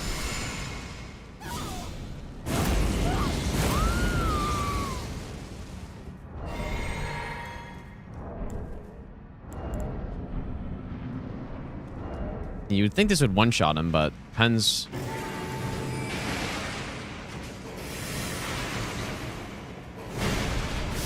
Bonk.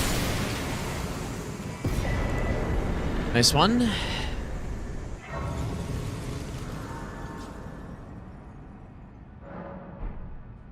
"99 faith, coated sword. Plus 10. And Red Wolf is, I believe, weak-ish to holy, maybe. I think.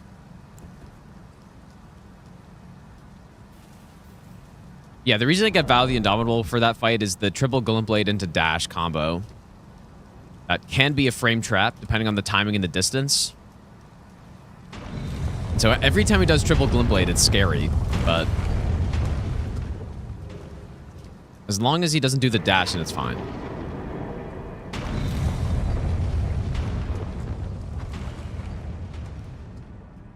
But I like that jump as a kind of hidden mechanic to dodge moves.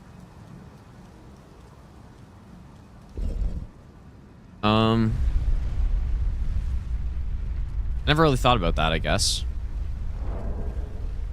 I mean, is it, do they not explain that anywhere? That jumping can evade stuff? Or, I don't know.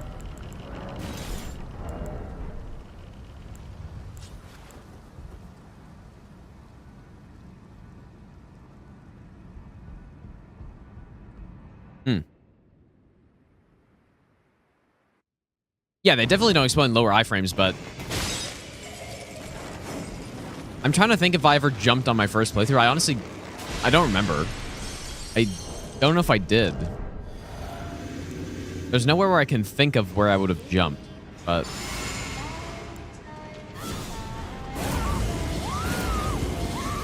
I don't know. It's surprising that they wouldn't explain that, though. Okay, surely no student lands on my head.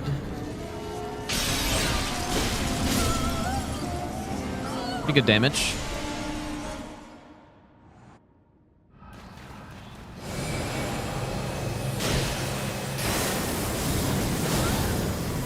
Oh, little Rani. Pretty good. My dear. She tried to get away there. Weave thy might into being. Well, all Great Runes minus Rykard is nearly done, but we still have Godric alive. Usually Godric is not still alive by this point.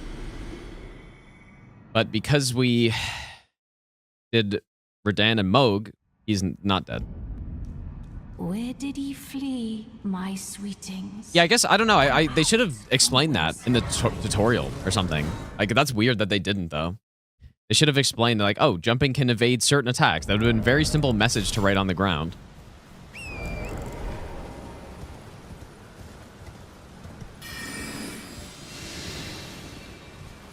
But yeah, I guess I don't like it then. They should have explained it.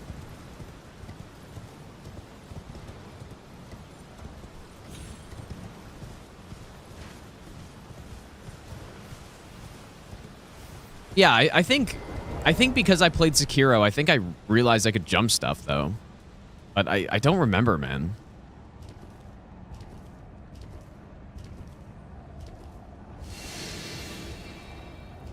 I really don't remember.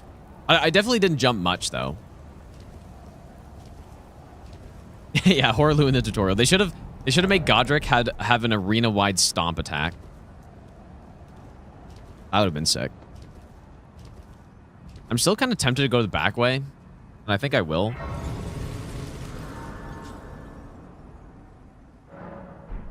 Back way's just safer, dude. All right, Godstock. Here we go, the real boss of the run. What's it to you? Could you imagine if I actually got hit by him here, that would just be unreal. I'm surprised he even survived a hit though. That's kind of wild. How did he tank that?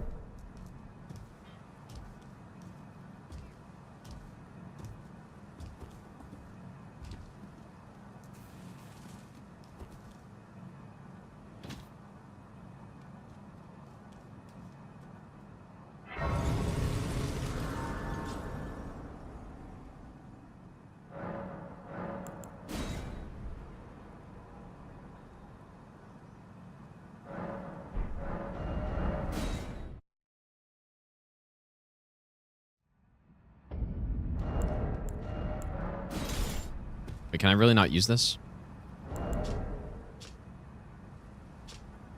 That's awkward. Oh boy, I think I screwed myself. I should have gone the back way, dude. Or the main way.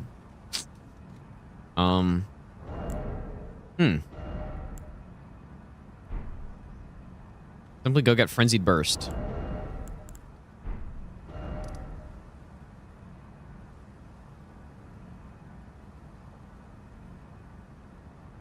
And now I can't open the main gate anymore. Like, I should have just gone main gate, dude. Because I have stealth.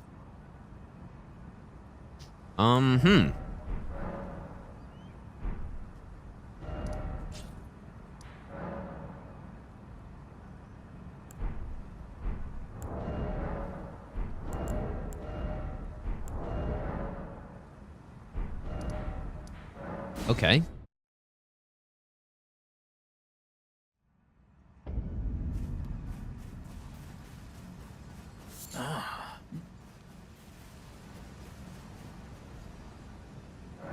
Well, once I kill Godric, then that's all Great Runes.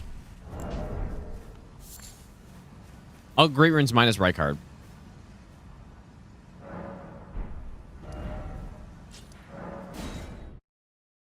So.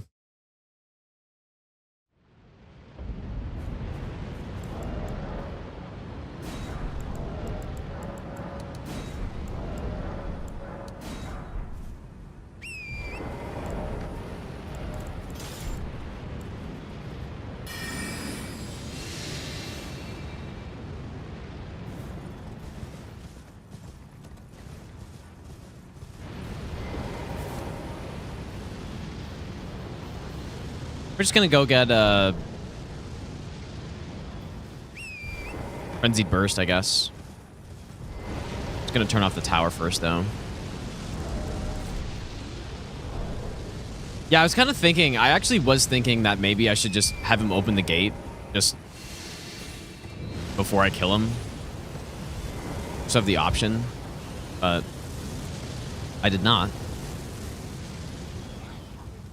Oh, yeah, the Divine Beast helmet, I guess. You know what? That might be a better idea.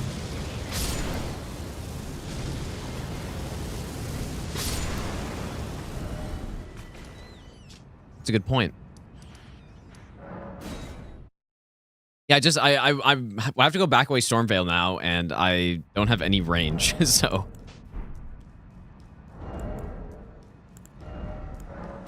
Does this give you 4 decks, though? I can level up 1 more. Does it give it 3? Oh, it does. Nice. Nice call.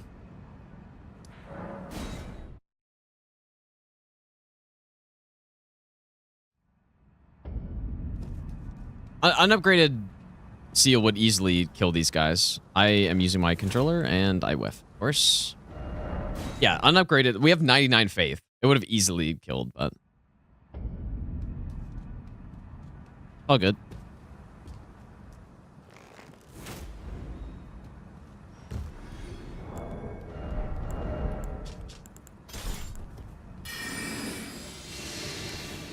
I've never come the back way with stealth before. I wonder if this looks any different.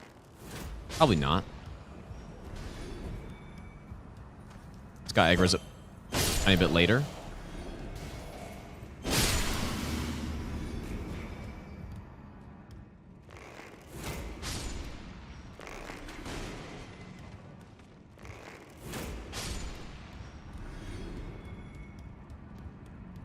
Yeah, I just find that going this way is so much more chill than going main gate. Because main gate, you go through the second ballista set, and it's kind of... I don't know. It's a little sketch. I have gotten hit there before by one of the enemies swiping me or like seeing me when running past with unseen form.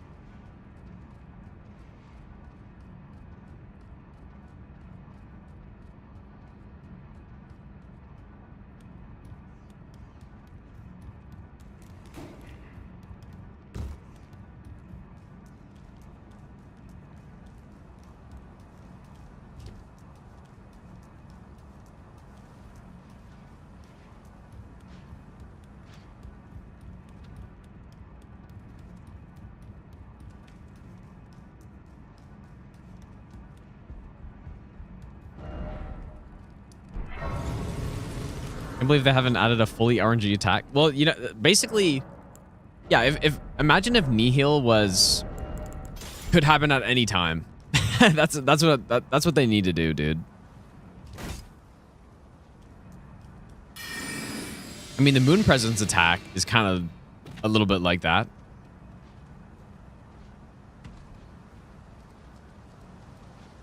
Right, the 1 HP Moon Presence attack is pretty much that kind of thing. So,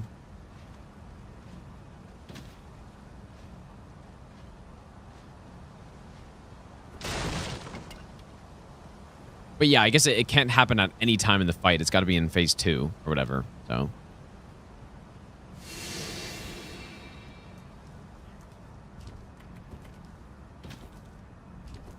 but yeah, imagine if Moon Presence 1 HP could just happen at any point.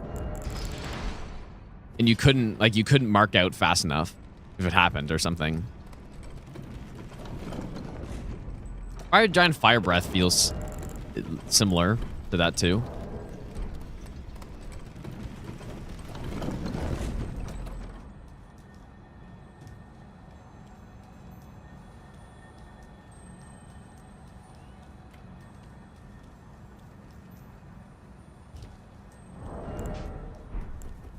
Surely we need all these buffs for Godric.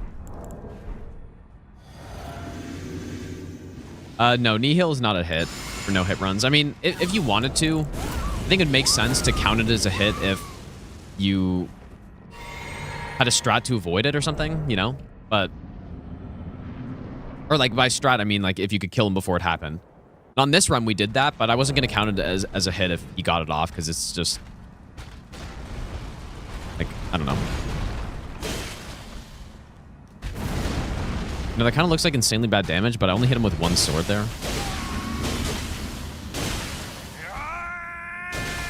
Save the dragon. The Lord of all that Save him. is golden. And one day, we'll return together to our home, bathed in rays of gold. We're still going on this run, huh? Sens, thanks for the 3-month resub. Thanks, dude. All right, well, gonna do Placidusax now, I guess.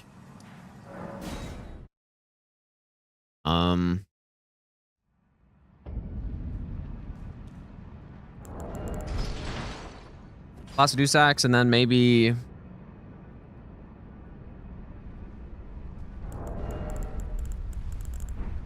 I don't know.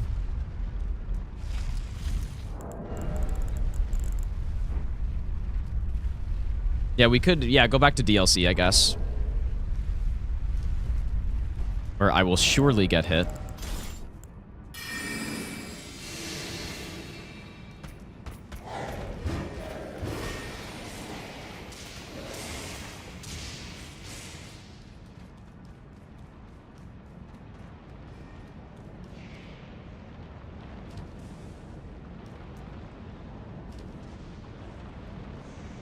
Yeah, I can't say I was expecting the farthest run we would ever make, or we would make by this point, would be with the coated sword.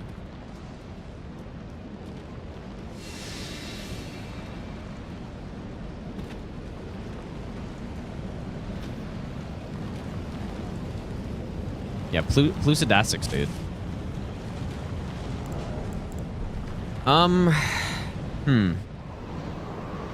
I should be able to land a stun with this amount of poise damage before he flies up.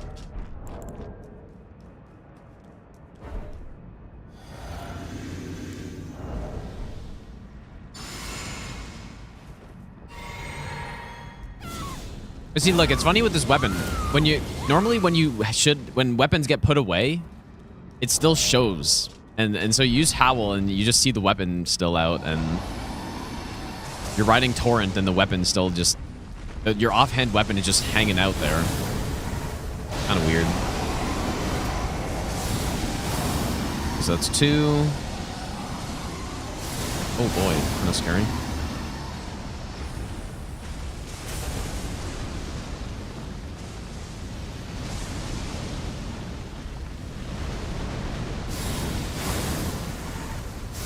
Oh, wait, what? Was poison reset? No, you are actually. Oh no, wait.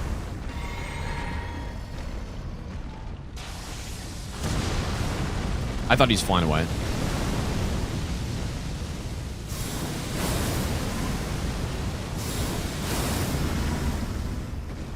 Whoa, what?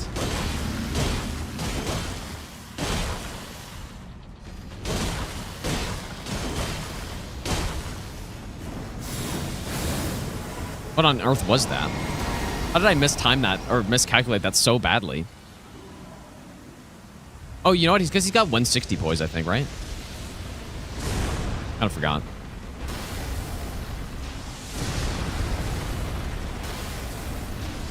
Well, should be it, I think.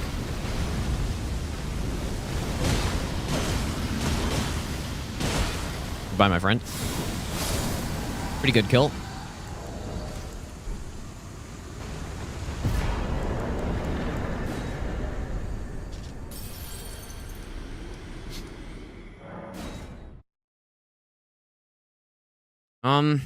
Yeah, I think it's fine draining the water from here.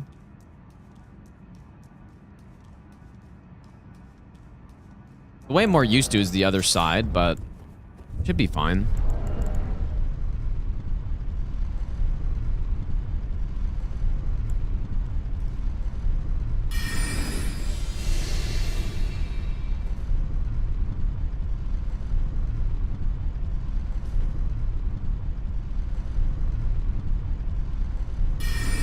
Long elevator.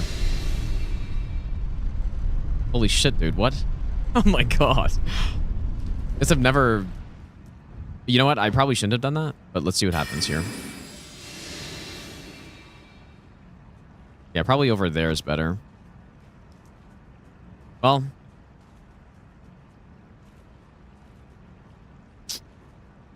Where's this Fire Knight? Actually, you know what? This Fire Knight might not get activated until you... get close enough. Just kidding.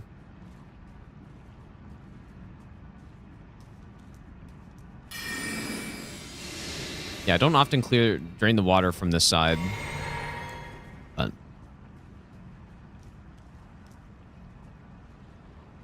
oh yeah, true, assassin armor is a good idea.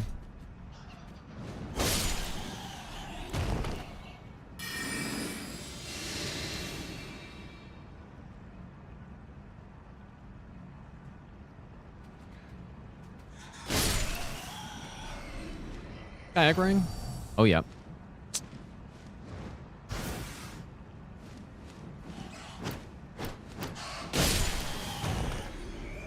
Dude, that's a 10,000 rune bat right there.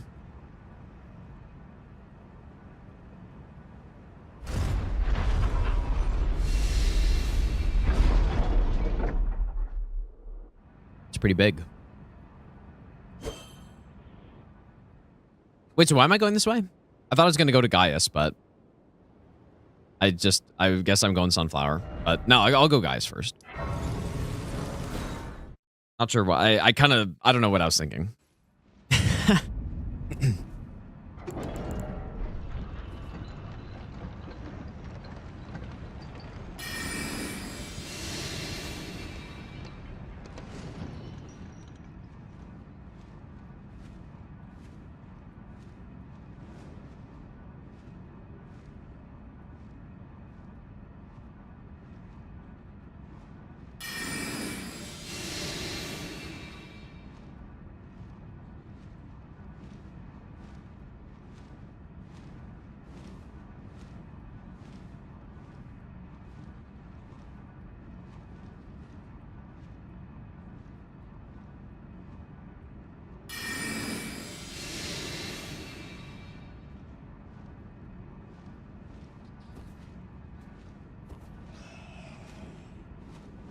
That's not correct. What on earth?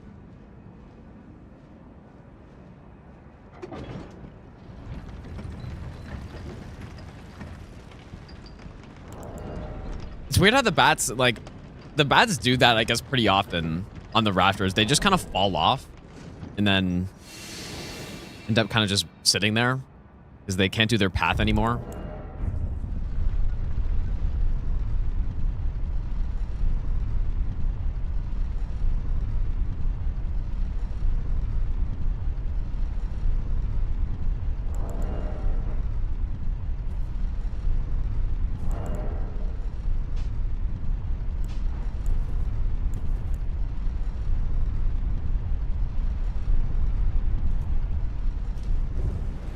I haven't gotten hit yet. I mean, if I got hit, then I would have moved on to a different run by now. I probably would have finished a whole different run by now.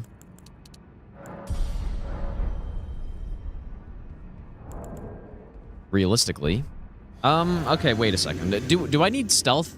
No, I don't. This opening. Do I want to do that opening, though? I probably don't need it. Certainly not rusty on Gaius at all. Like some of the main DLC fights, I've kind of de-rusted on a bit. This is not really one of them.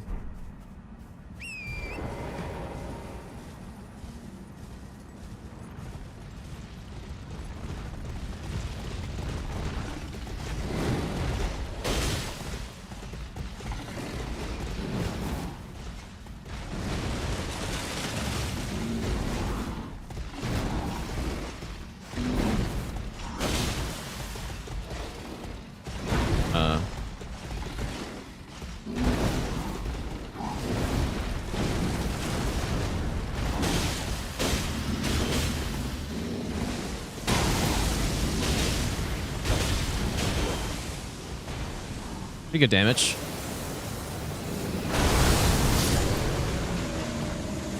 Pretty good.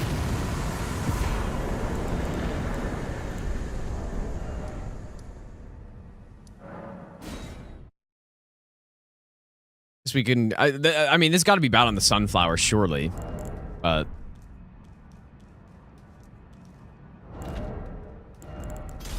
Is sunflower resistant to holy? Must be. Have to see Pre-Trust at night. Well, the thing is, I don't really want to run down there, but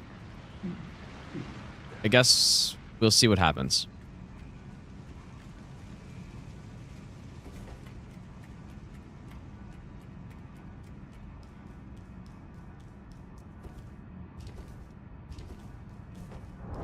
Yeah, this is definitely like by far the furthest we've made it in one of these runs. Like normally the furthest run during this marathon got hit on Consort after beating any percent and all great runes minus Rykard in the base game.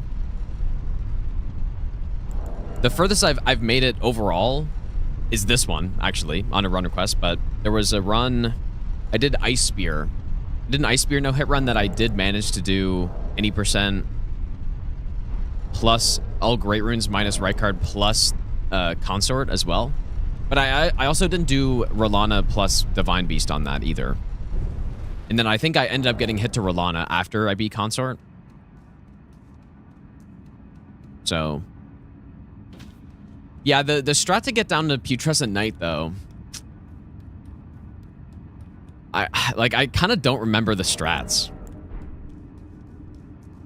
I think when I did region locked, I would have used Bolt of Grand Sax.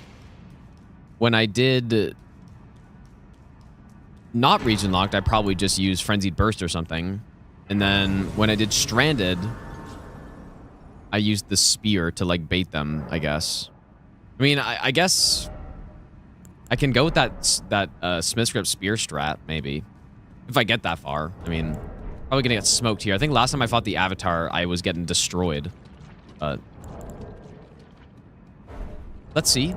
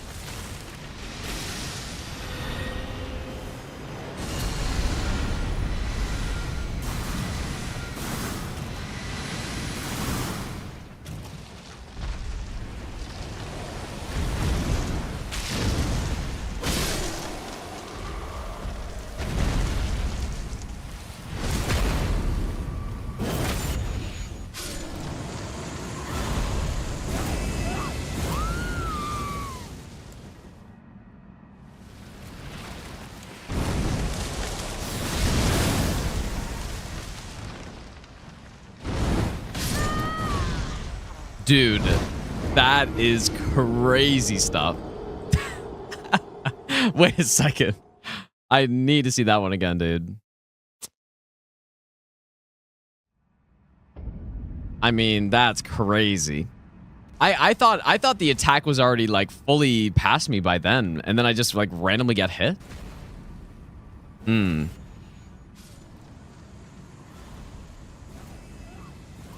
I mean, maybe when I normally do this, I have the iframe talisman on or something, but I don't think so. I guess I rolled early, but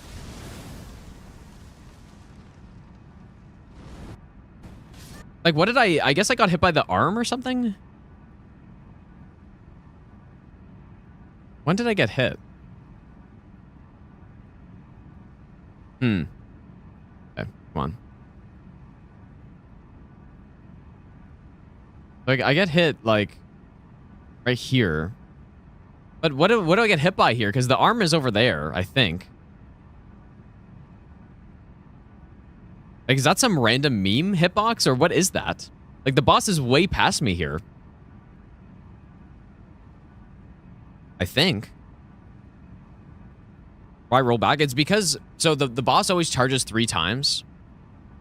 And so you roll back on the first one so that you end up being where the third charge ends up, I guess. Like, so that's the reason for this, but like, I don't know what I get hit by, dude. Like, it must be the arm or something, I guess, but yeah, so like the boss charges backwards again and then charges back. So you pretty much outspace the third charge and you can start punishing is the point. But like, I guess it's a little early, but I don't know. It must be early. That's the only explanation, I guess. But it looks really bad, though. Like, it looks like the roll was fine. Dude. Weird. That's a little scary. Dude. But maybe in Stranded I had iframe talisman on or something. Dude. And so I never even saw a situation like this, but it's a good roll. Like, it looks like a good roll to me. So that's weird, dude. That's wild. Dude, it looks so bad. You know what? I guess it's his other arm is like kind of like this arm, I guess. Like, maybe it just has an insanely wide hitbox on it or something. I don't know. That does not look right to me, dude. That looks crazy. Anyways, finally we're done with this run, though. And yeah, I guess we can go do Dress at Night Why not? I don't know, dude. That looks weird as hell. That's how I've always dodged that attack too. Like on like randomizer and all this other thing, all this other stuff. I roll it the same way, but first time I've seen it clip me, and the roll didn't look bad. So I don't understand that. But I don't know. Should have worn the iframe talisman, I guess. Yeah, that's something I'll probably check later.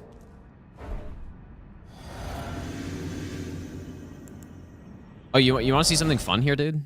Actually, wow, since we've gotten hit already.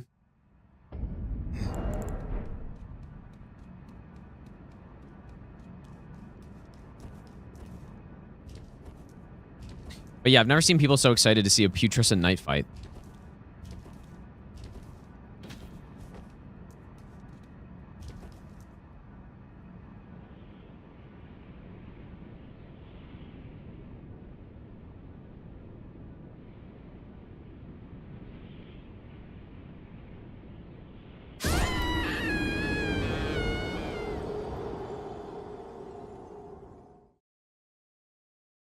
Very well designed game. No issues at all with this game. Isn't that crazy, dude? That's possible?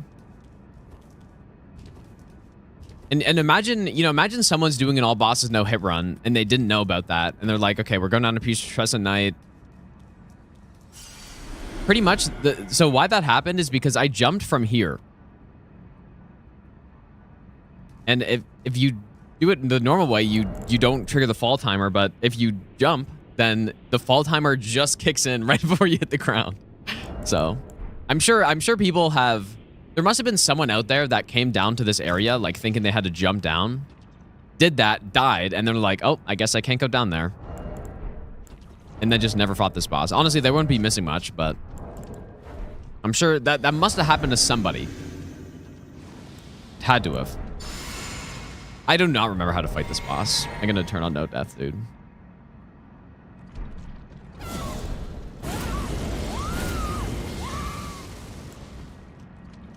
Like mostly this big opening combo, I can't really remember, but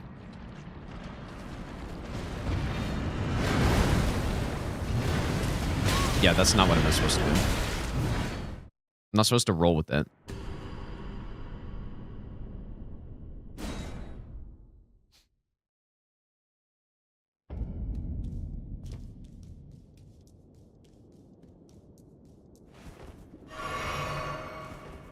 Never understood why in these games fall damage off randomly. I think sometimes it's explained. I don't know if there's any actual reason why there's no fall damage here, though.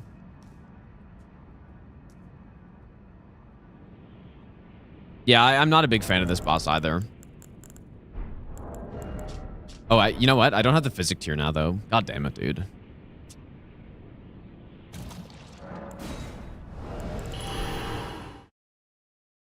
Yeah, in DS3, it's explained, I guess, with the plunges and the ashes and stuff, but I don't think there's any reason here.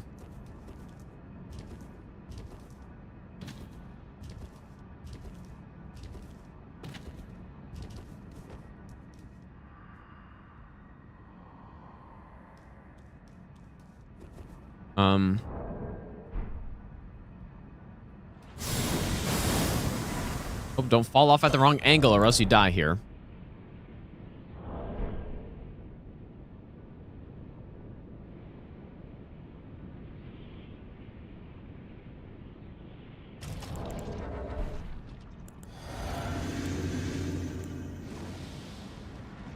Okay, let me howl.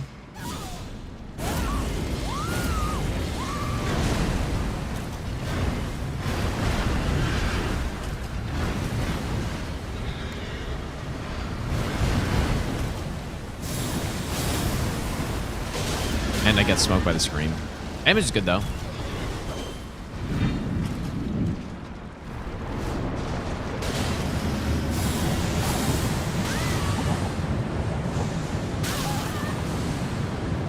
Dude, the cute jumps are absolutely insane.